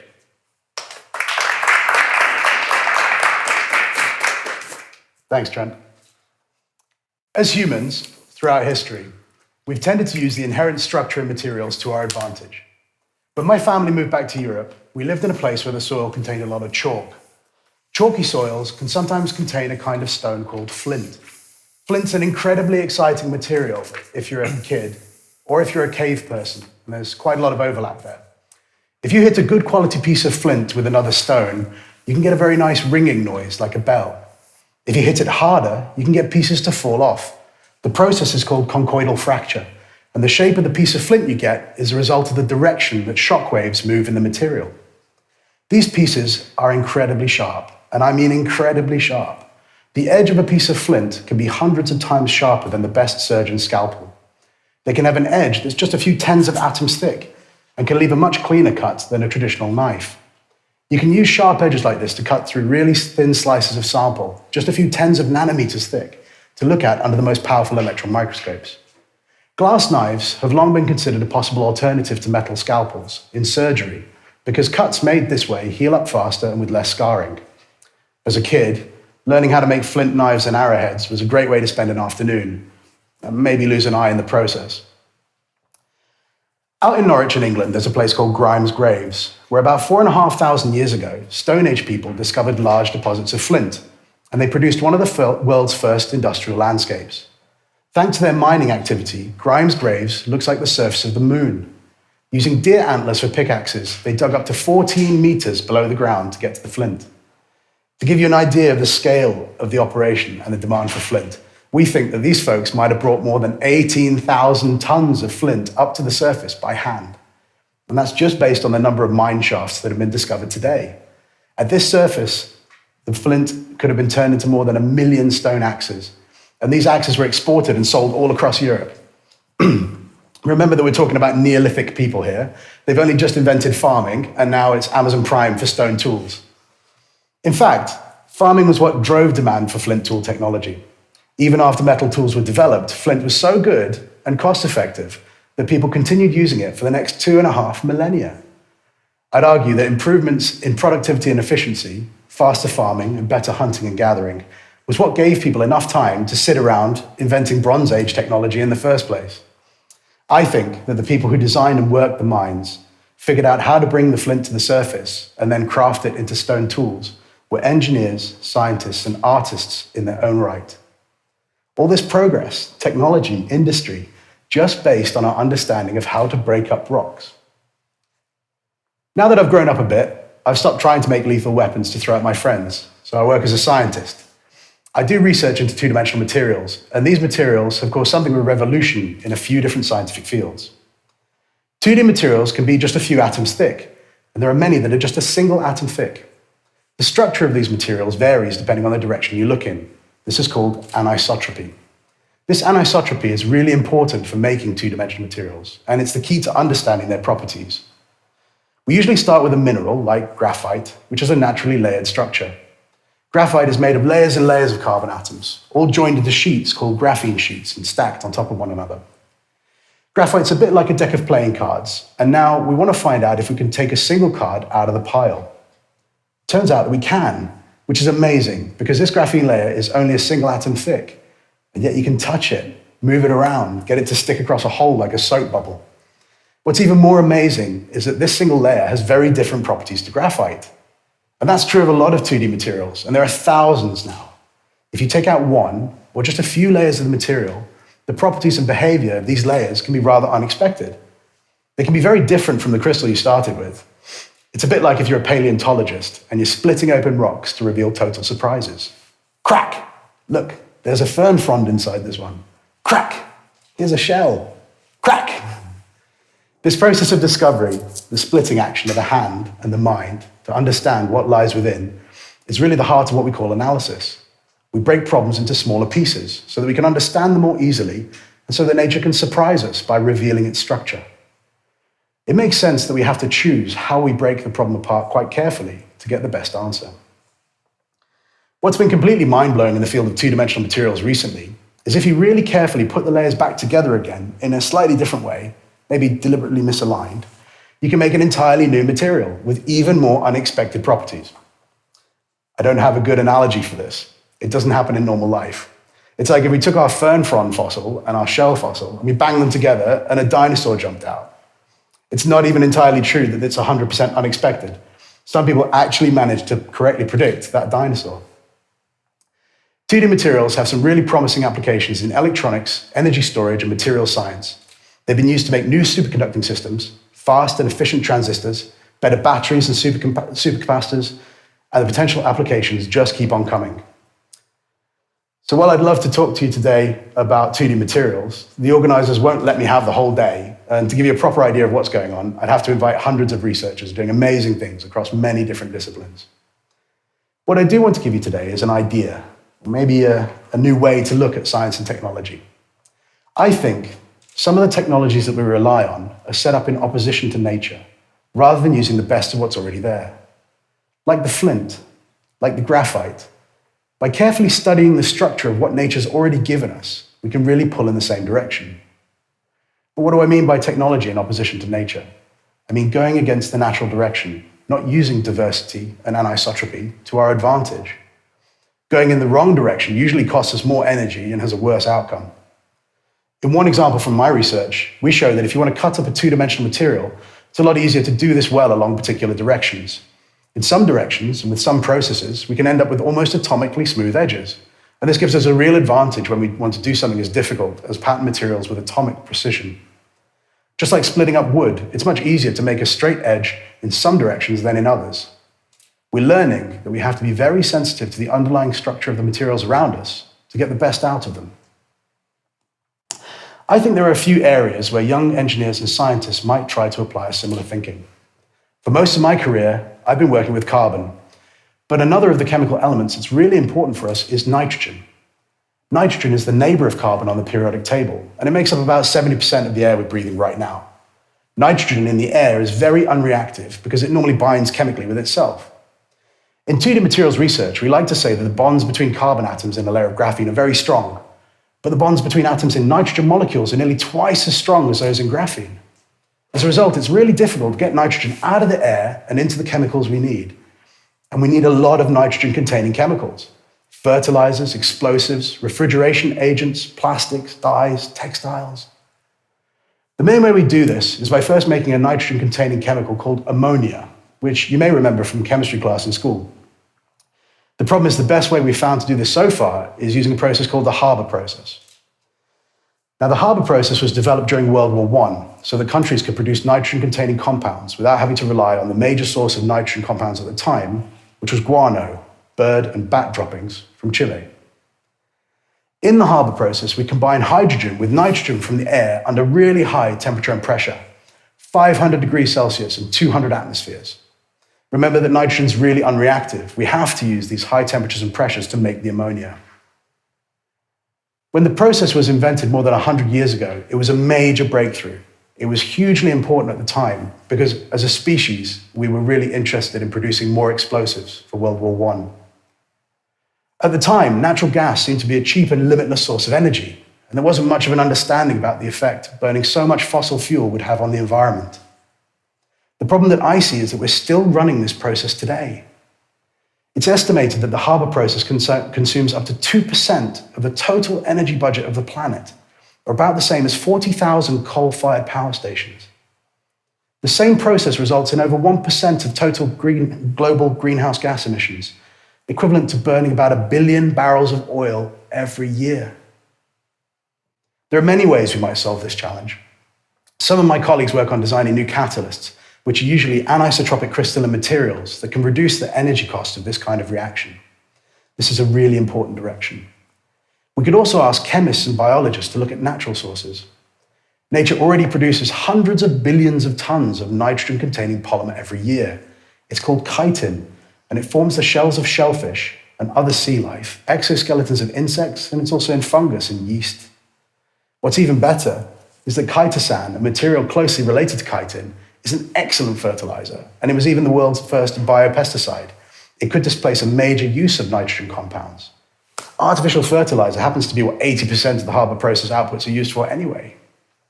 Chitosan is totally edible and safe, and it's been used in medicine to make wound dressings that help people to heal. Chitosan can even act as a platform compound to produce many chemicals we would normally make from oil. We just need more research to make it happen. What we need to do today is take a good look around us, and I think to reevaluate some of our technologies, to look in the directions we're pulling in, and try to figure out whether we're pulling in the same directions as those found in nature. We might be surprised by what we find. Thank you. Hi, Tim. Thank you so much for that. That was very interesting. It was a pleasure. I had no idea Flint was so important. It's very important.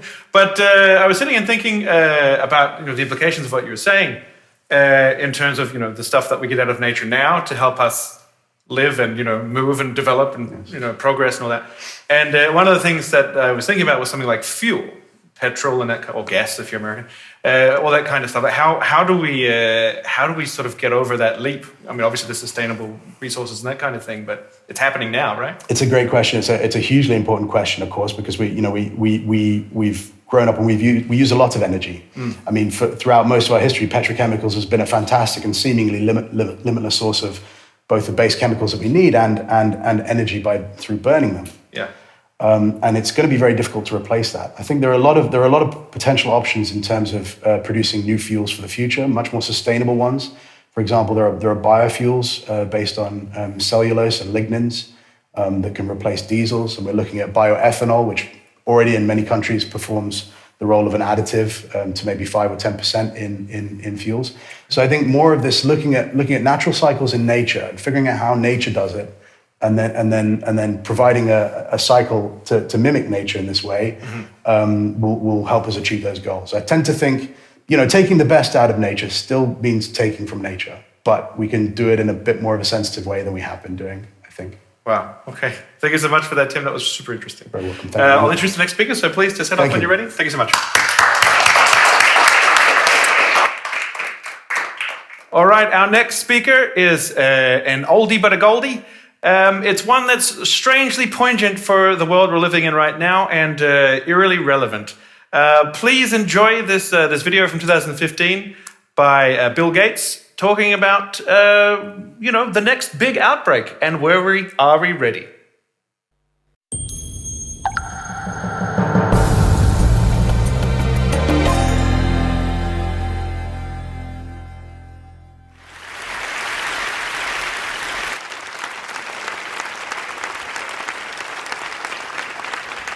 When I was a kid, the disaster we worried about most was a nuclear war. That's why we had a barrel like this down in our basement, filled with cans of food and water. When the nuclear attack came, we were supposed to go downstairs, hunker down, and eat out of that barrel. Today, the greatest risk of global catastrophe doesn't look like this. Instead, it looks like this. If anything kills over 10 million people in the next few decades, it's most likely to be a highly infectious virus rather than a war. Not missiles, but microbes. Now, part of the reason for this is that we have invested a huge amount in nuclear deterrence, but we've actually invested very little in a system to stop an epidemic. We're not ready for the next epidemic. Let's look at Ebola. I'm sure all of you read about it in the newspaper. Lots of tough challenges. I followed it carefully through the case analysis tools we use to track polio eradication. And as you look at what went on, the problem wasn't that there was a system that didn't work well enough. The problem was that we didn't have a system at all. In fact, there are some pretty obvious key missing pieces. We didn't have a group of epidemiologists ready to go who would have gone, seen what the disease was, see how far it had spread.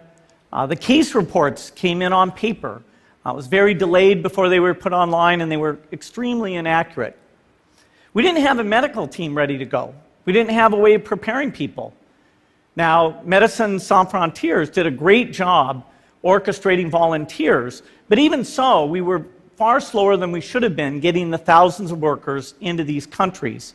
And a large epidemic would require us to have hundreds of thousands of workers.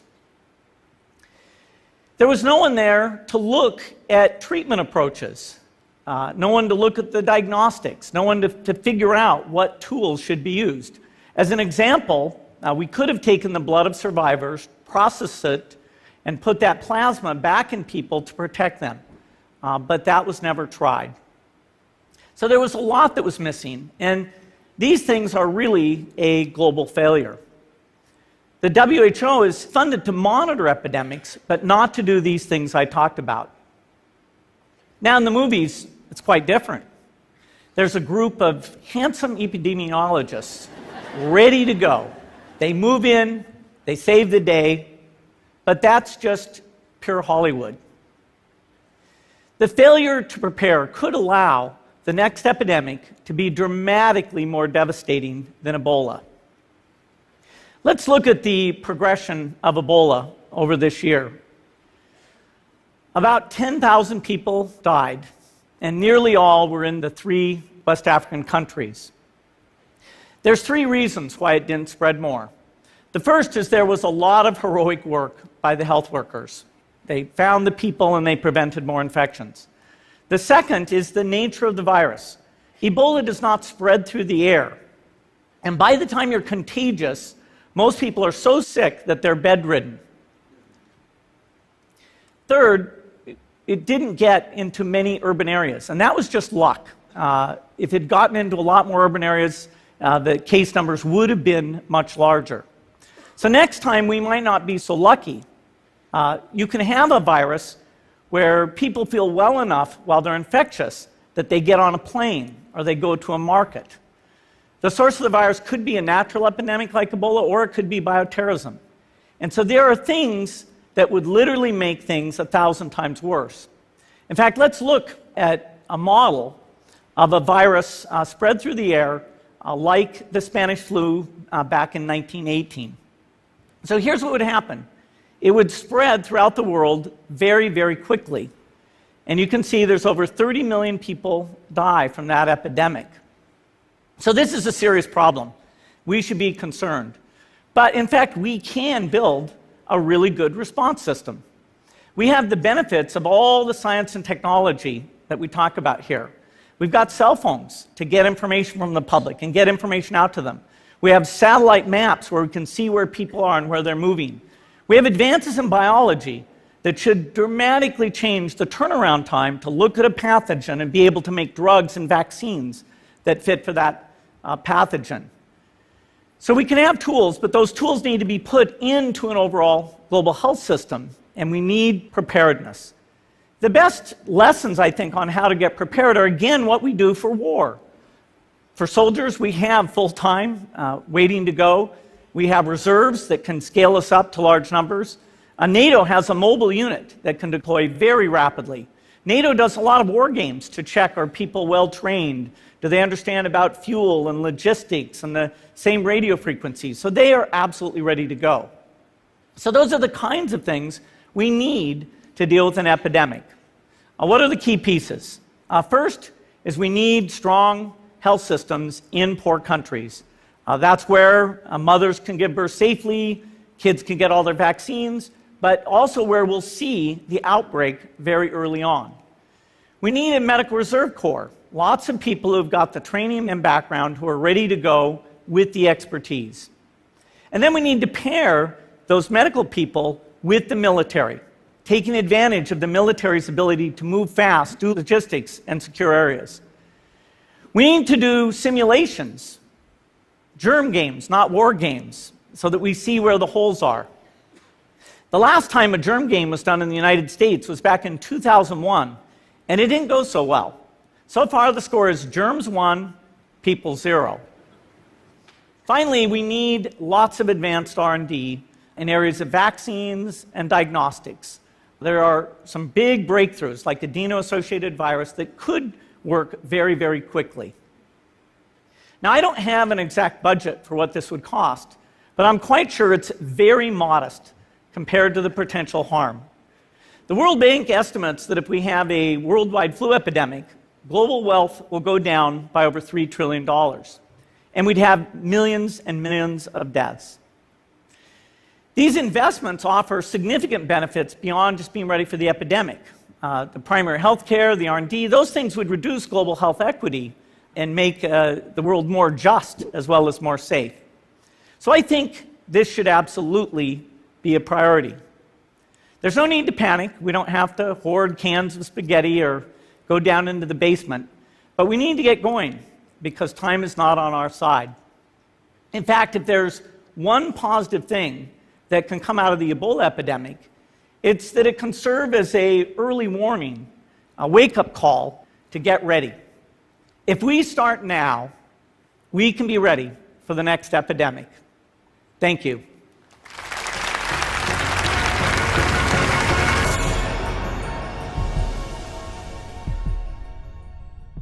Hey guys, and welcome back. I hope you've had a refreshing break. Let's move on to our next installment. Hey, where do weird and wacky ideas come from? OK Go, who presented at a TEDx in 2017, have an in-depth answer to that question, so please enjoy.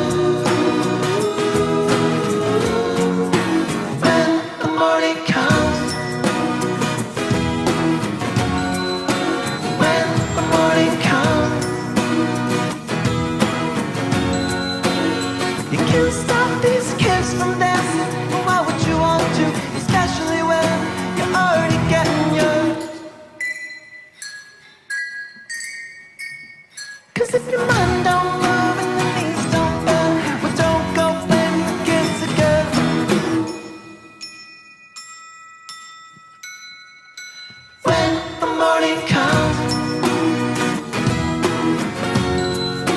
when the morning comes, when the morning comes, when the morning comes, when the morning comes, when the morning comes.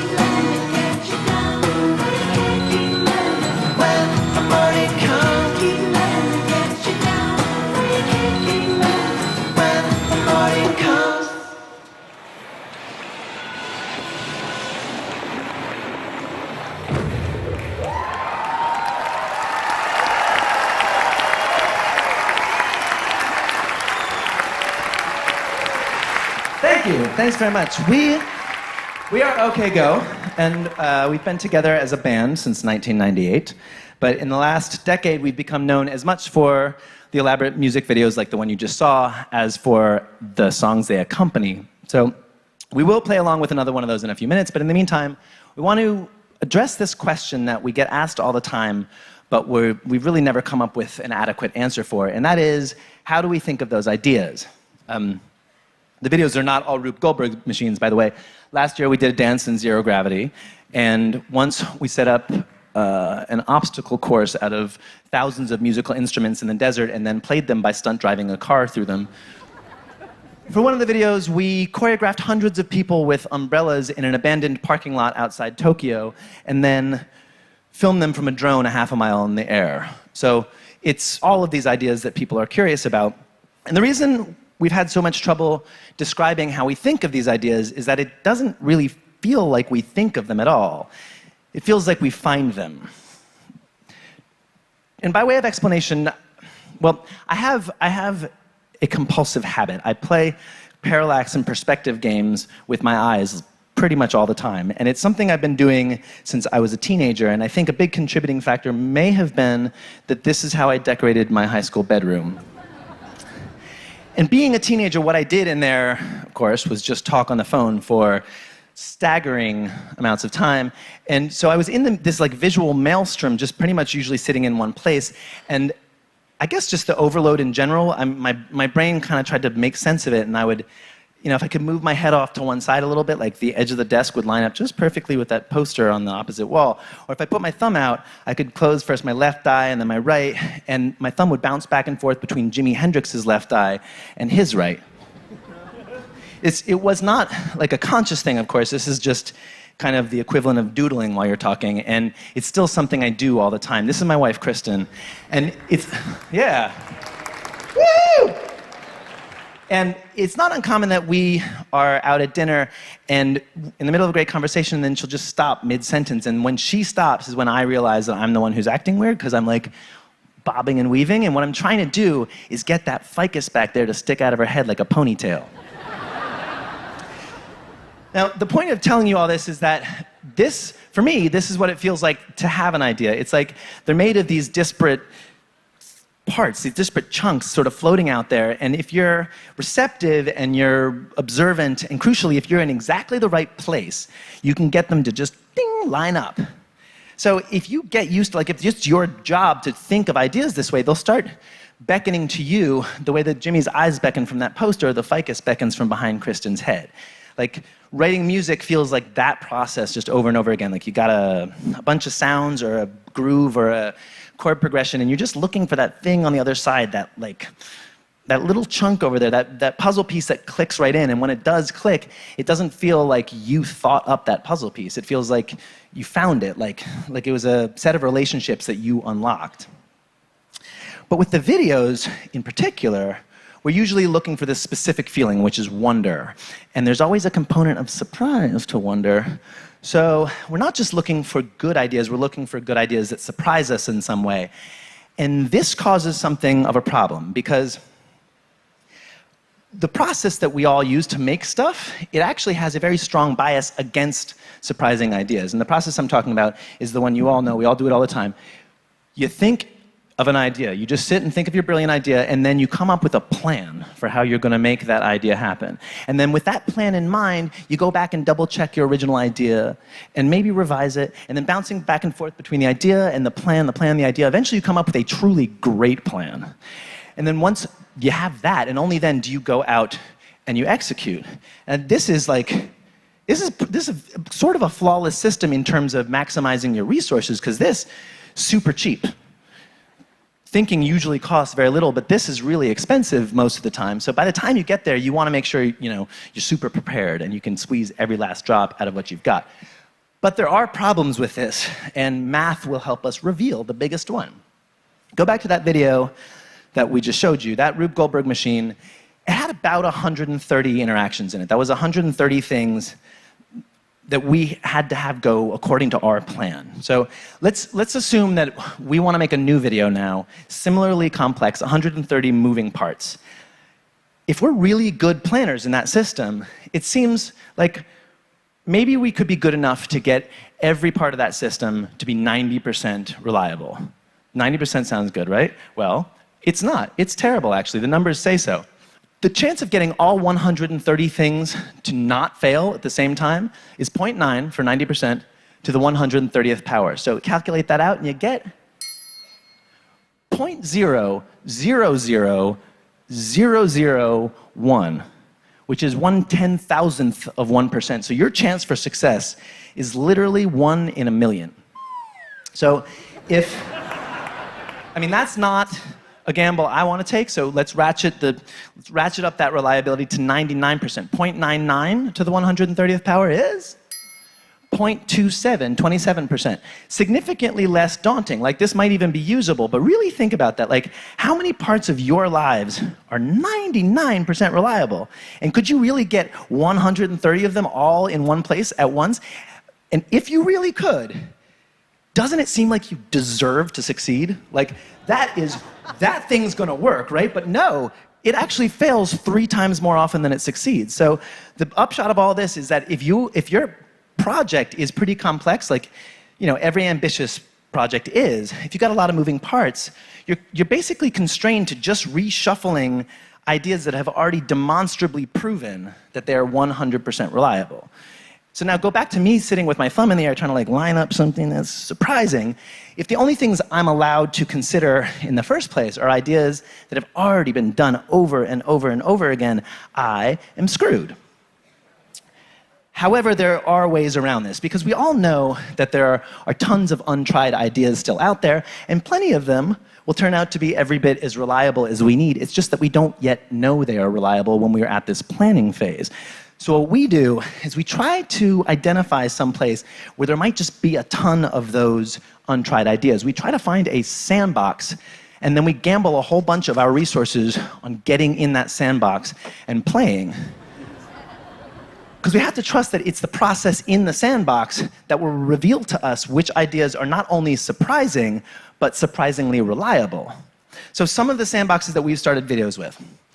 Let's play with optical illusions. Let's try to dance on moving surfaces. Let's try to make toast with a laser cutter. Or let's do something in one of those zero-gravity airplanes. But then instead of actually trying to sit there and think out what that something is, we spent a full third of our budget getting in an actual vomit comet and bouncing off the walls for a week. So this may seem to you like testing, but it really isn't, because at this point we don't yet know what our idea is. We don't have a plan to be testing. So we're just playing. We're just trying everything we can think of because we need to get this idea space filled up with a chaos like the one in my high school bedroom. Because then, if we can do like the bob and weave thing, if we can put our thumbs up and get just a few things to line up, chances are no one else has ever made those same things line up before. And when we're done with that project, people will ask us again how we thought of that idea, and we'll be stumped because from our perspective, it doesn't feel like we thought of it at all. It just feels like we found it. So we'll play another video for you now and the song along with it. This is for the song The One Moment. And for this one, the sandbox was ballistics and math. So I spent a full month putting together a giant spreadsheet for this. It was like my play space was 400 lines long and 25 columns wide, which I presume that if anybody is going to understand that, it's this crowd that like nothing is better than a giant spreadsheet, right? Well, thank you everyone very much. We are OK Go, and this is called The One Moment.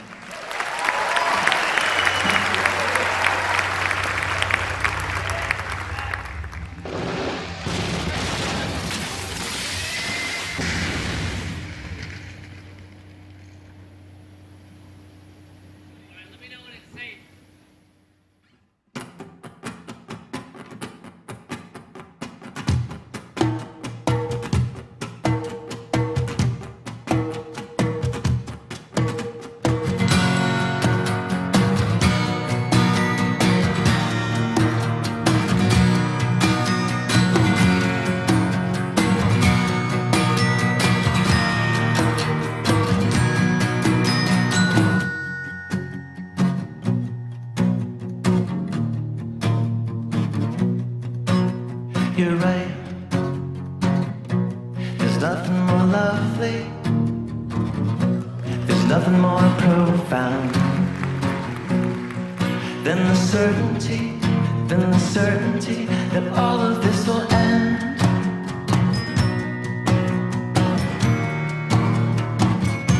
That all of this will end. So open your arms to me, open your arms to me, and this will be the one moment that matters, and this will be the one thing we remember, and this will be the reason to invent here, and this will be the one moment that matters, oh.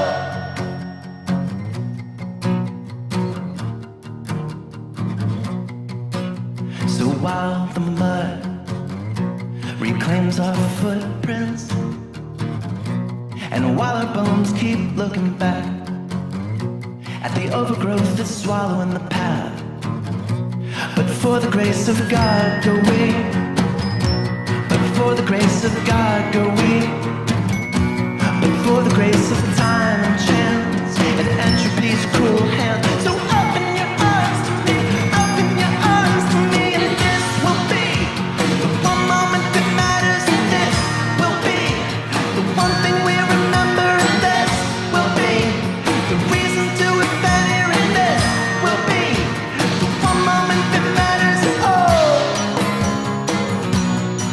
So won't you stay here with me, and we'll build till we blister our head. So won't you stay here with me, and we'll build us some temples, build us some castles, build us some monuments, and burn them all right down.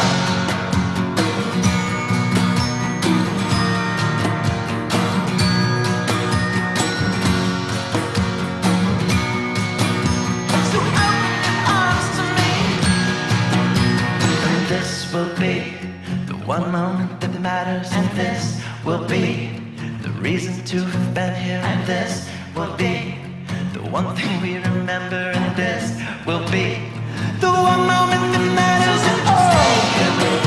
We'll build till we blister, and this will be the one moment that matters, and oh.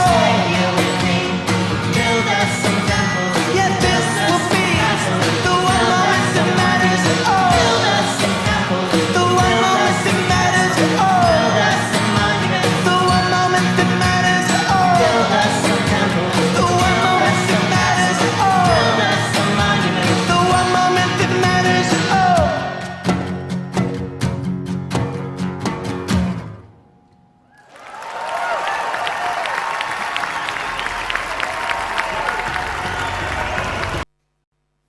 Wow. I will never feel adequate again when I'm planning. That was amazing. Thank you. Go. There it is. Thank you. Okay, go. Our next talk is kind of asking the question: is it possible to use your own satellite? Is this even a thing that's possible? Well, someone who's going to help us answer that question is Abdulhakim Abdi, and he's going to come and tell us a little bit about that area now. Come on in, Hakim.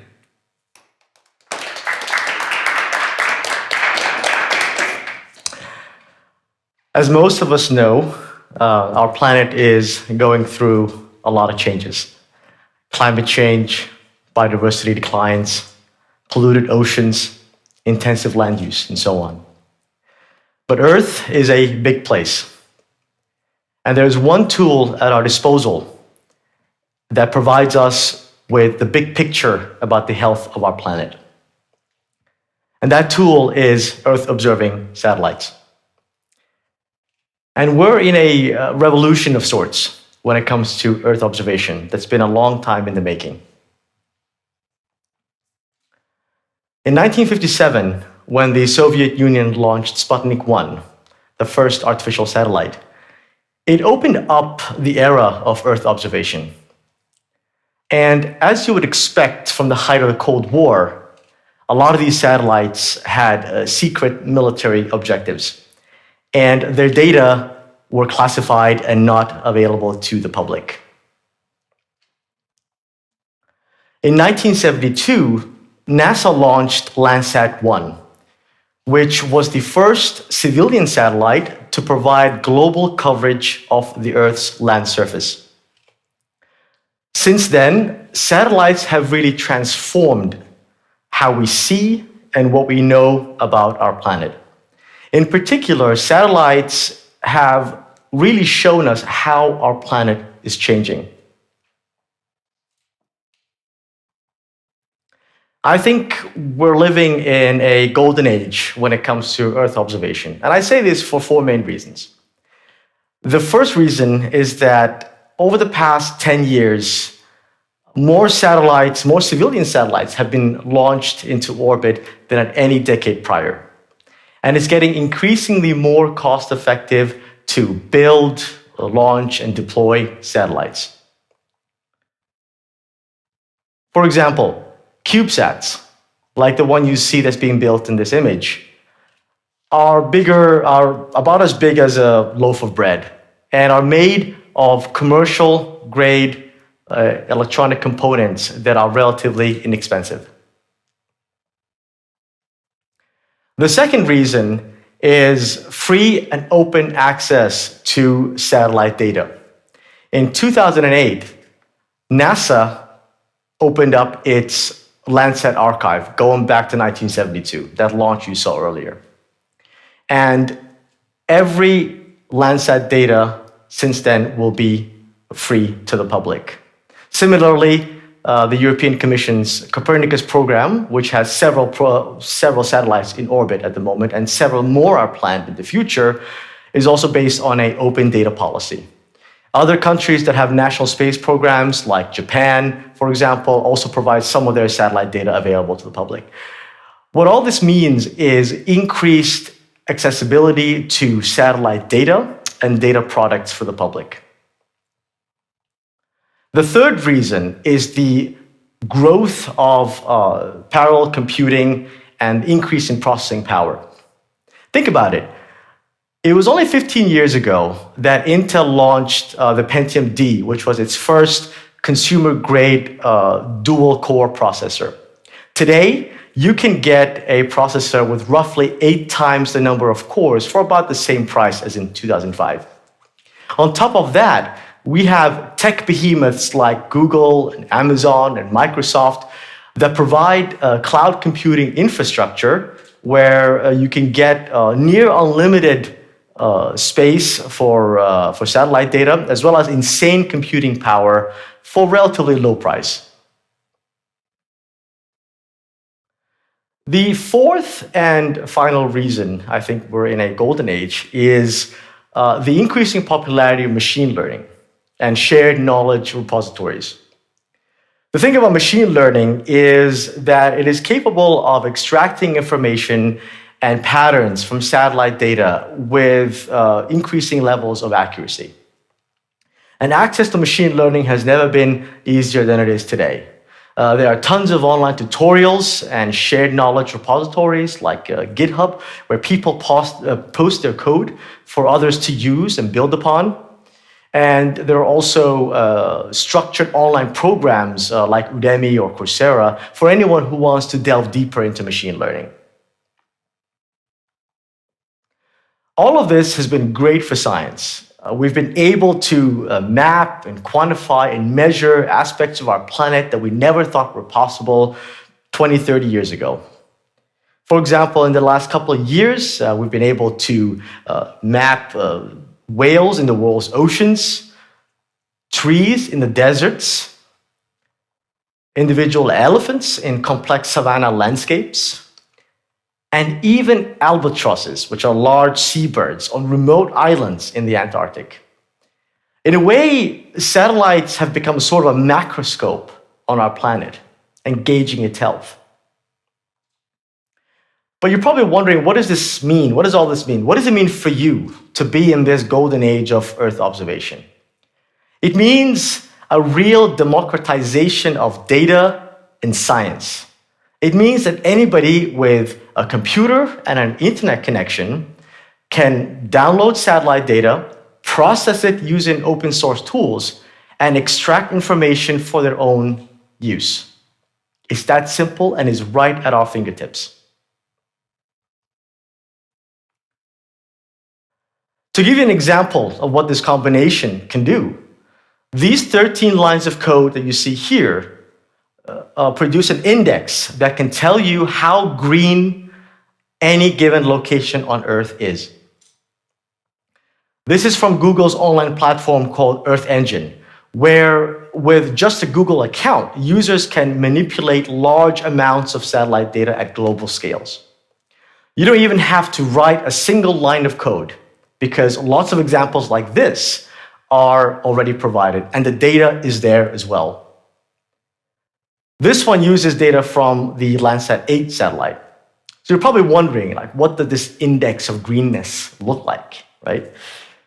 It looks like this, where the green areas show you healthy, vegetated areas. The brown and the yellow are either stressed or no vegetation. And because it's an image from a single season, the white areas are places that are covered by clouds.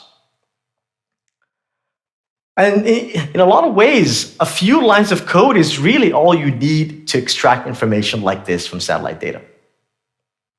And you can do it globally, and it has real practical applications for landscape planning or for conservation. You can even use it to assess the quality of life in cities, as research has shown that greener neighborhoods have higher quality of life.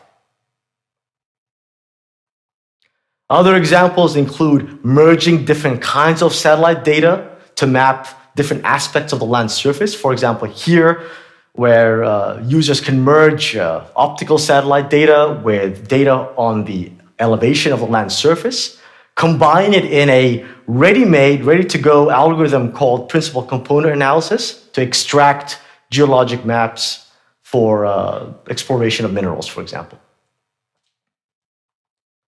You can also go back in time, because we do have that archive going back 50 years, and see the development of road networks.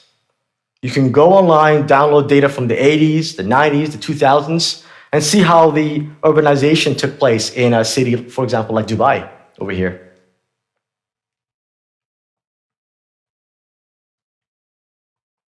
Or maybe you live in a rural setting and you're interested to find out the distribution of crops in your area. So you go to the fields, you take a few samples of the crop types, sunflowers here, beets there, cereals there. You combine that information with satellite data in a machine learning framework, and you map the crop distribution where you live.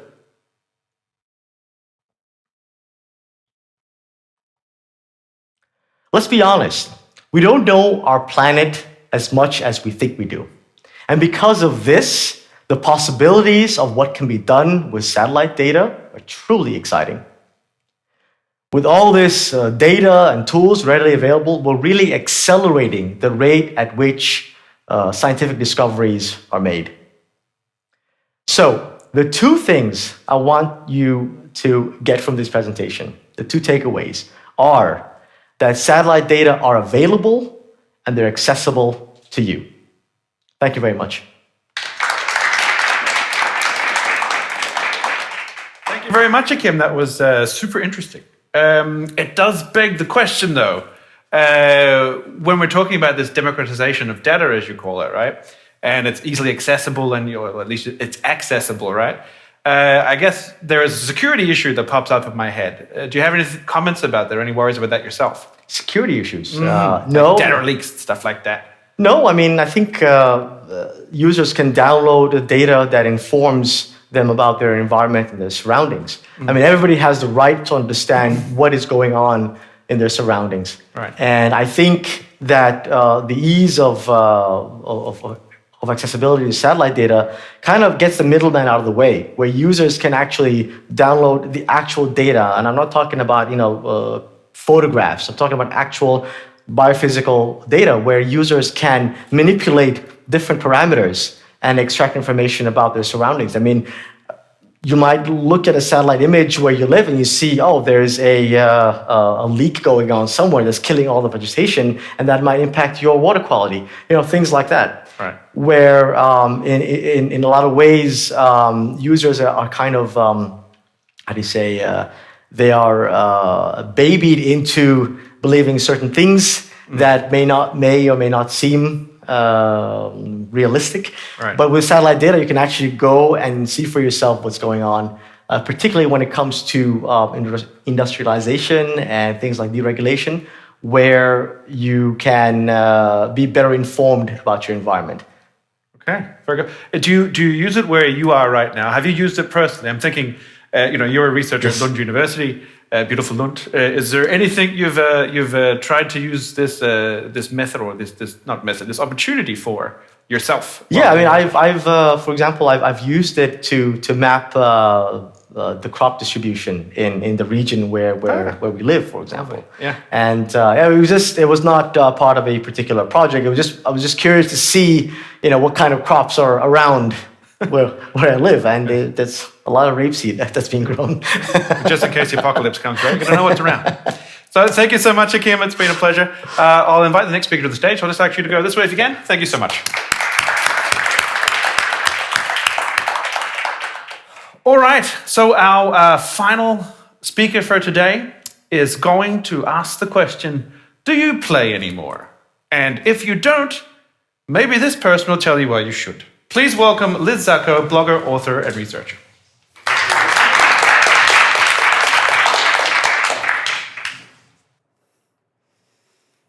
How children get digital empowerment by playing.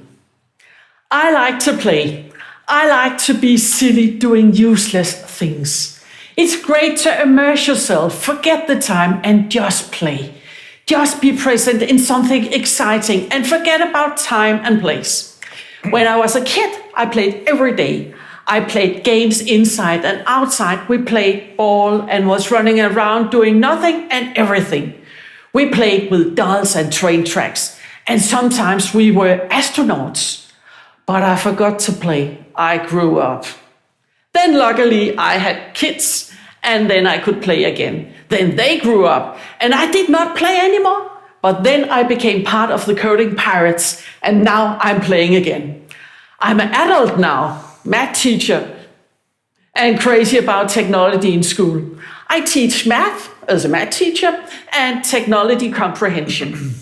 Technology comprehension is teaching children about the good life in a digital age, to give them digital skills, to be children in a time where technology is taking up more and more space in our everyday lives, to have an amazing childhood, to live the good, safe life with technology.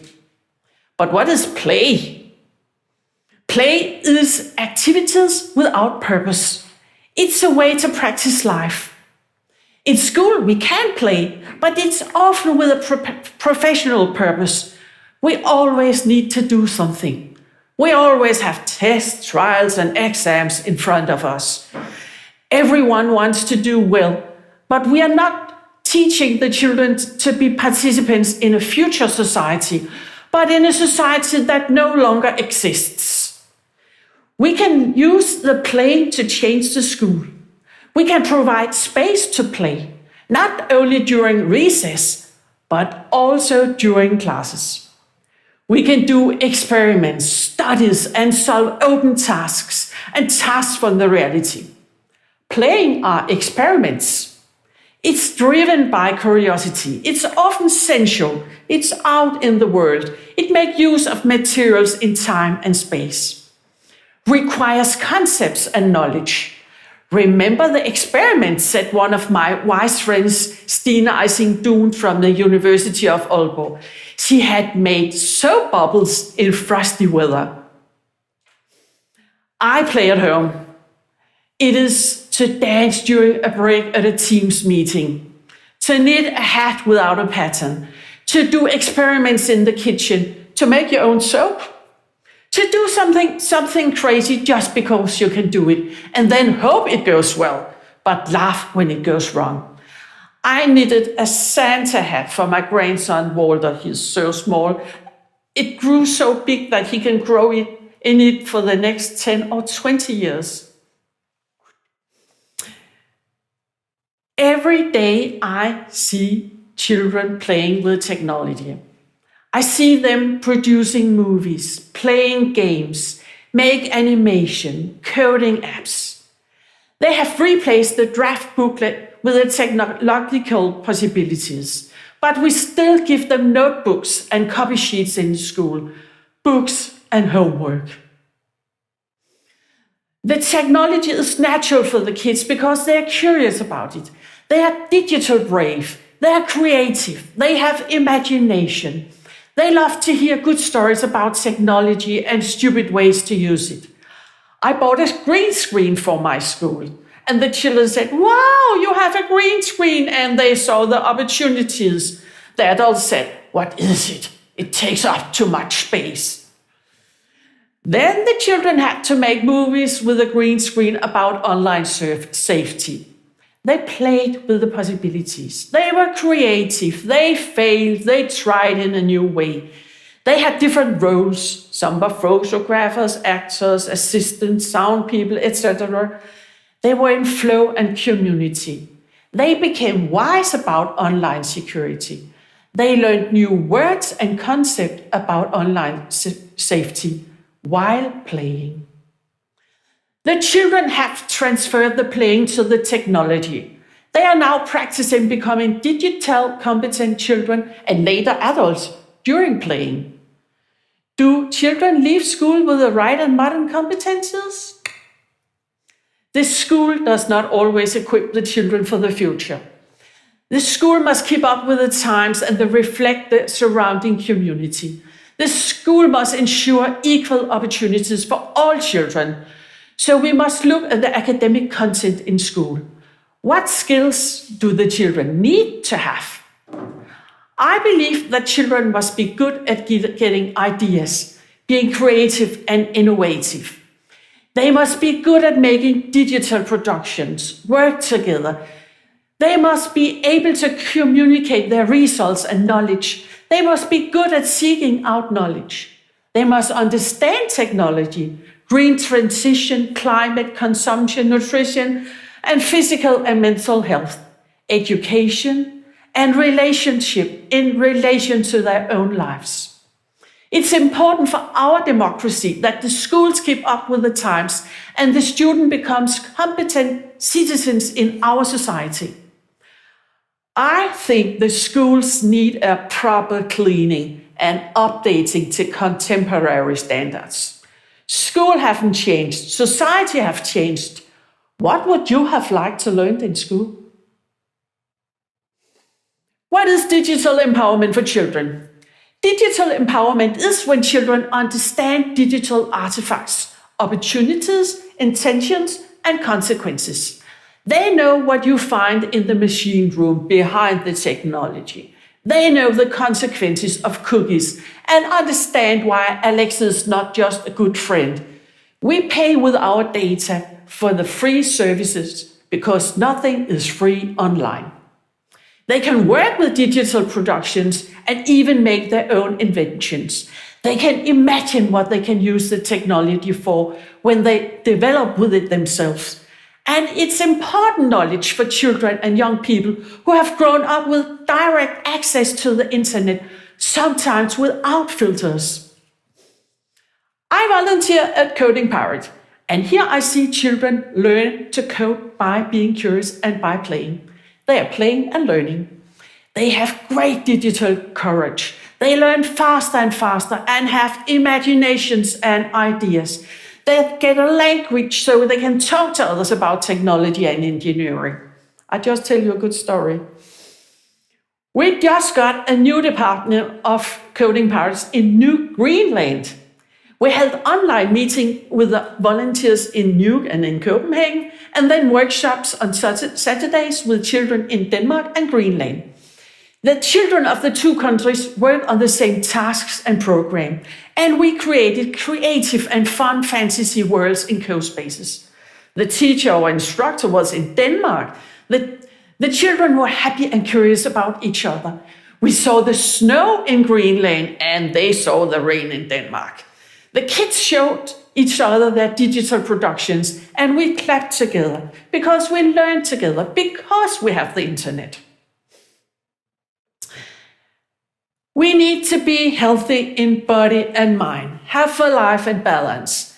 We must learn to set the boundaries for technology so that it does not take over our lives, but make our lives better. If we use the technology smartly, we can have more time to be together, play, be family. If we do not use the technology smartly, it takes over our lives and we only know each other through a screen. We become addicted to technology and it limits our lives and steals our time. We need to teach the children to use computers and mobile phones in school. For life. For many children, it's just entertainment and a pastime, but it can easily be used for play, math, communication, production, knowledge sharing, learning, and much more in common with peers.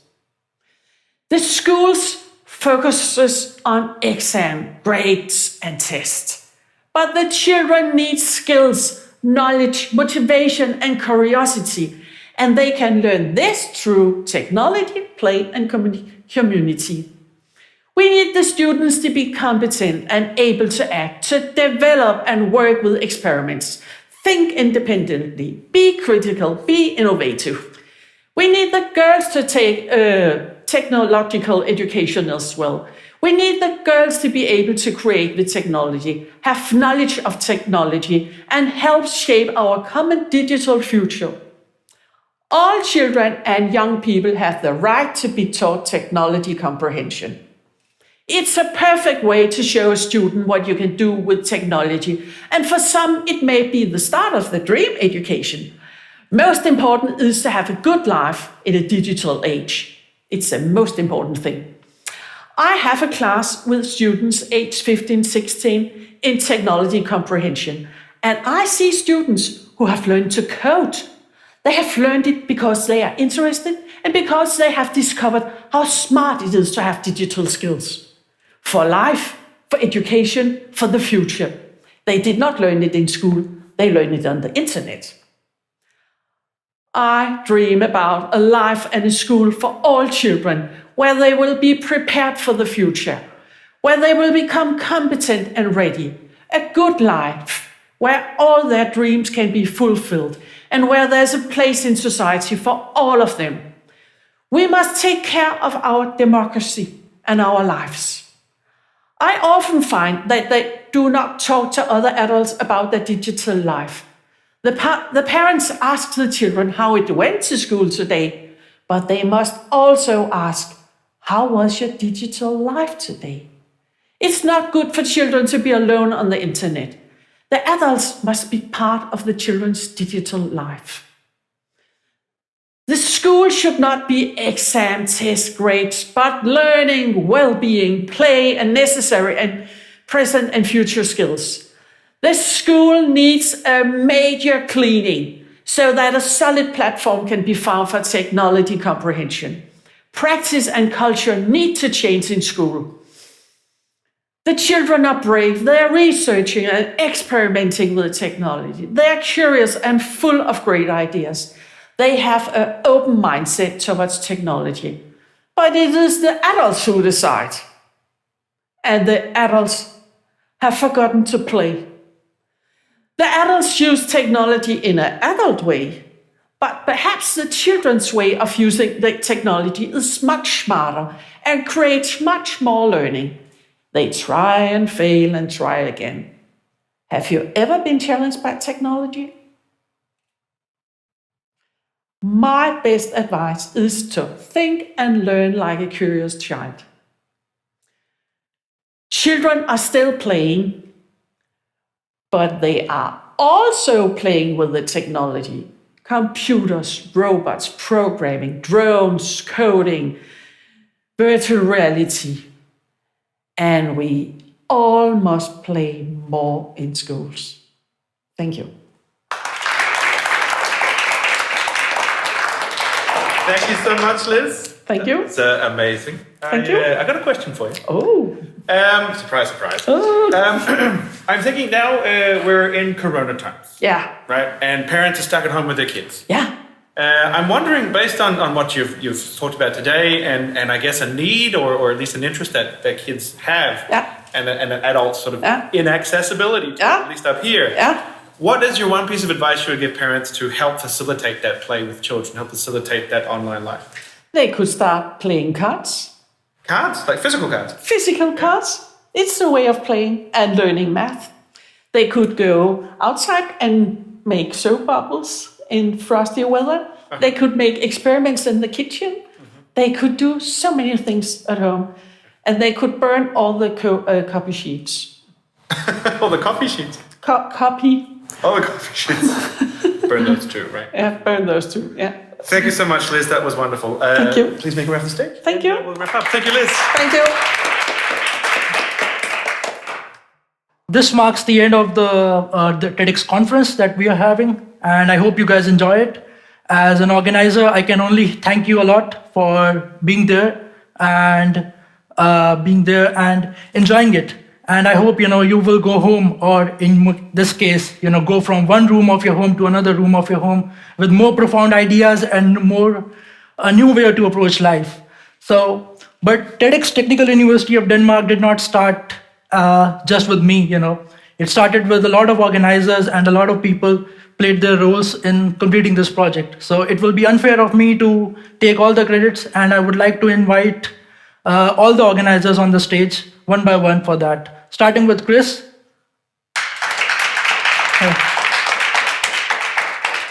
Chris is responsible for all the speakers, so if you enjoyed all the speakers, you must thank to Chris.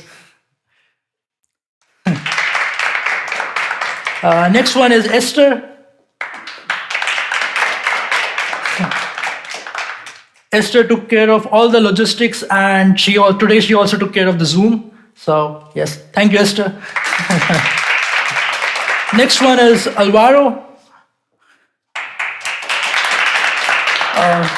Alvaro is the man behind all the all the designs that you have seen of the TEDx logo and all the promotions, and he's also the handler of our social media channels. So thank you for that. And Vios. Vios helped us with writing these grants using his newly profounded Danish skills, and that was really great. And this way we could spend a lot of more money. So thank you for that. And then there is Dasha. She is not here with us today, but she also made an important role in this conference. So thanks to her as well. And finally, I would just say that, this was a journey of 4 months. And in these 4 months, we saw a lot of ever-changing Corona guidelines. And, without these guys, it wouldn't have been possible. So thank you really a lot. And thank you for making it fun.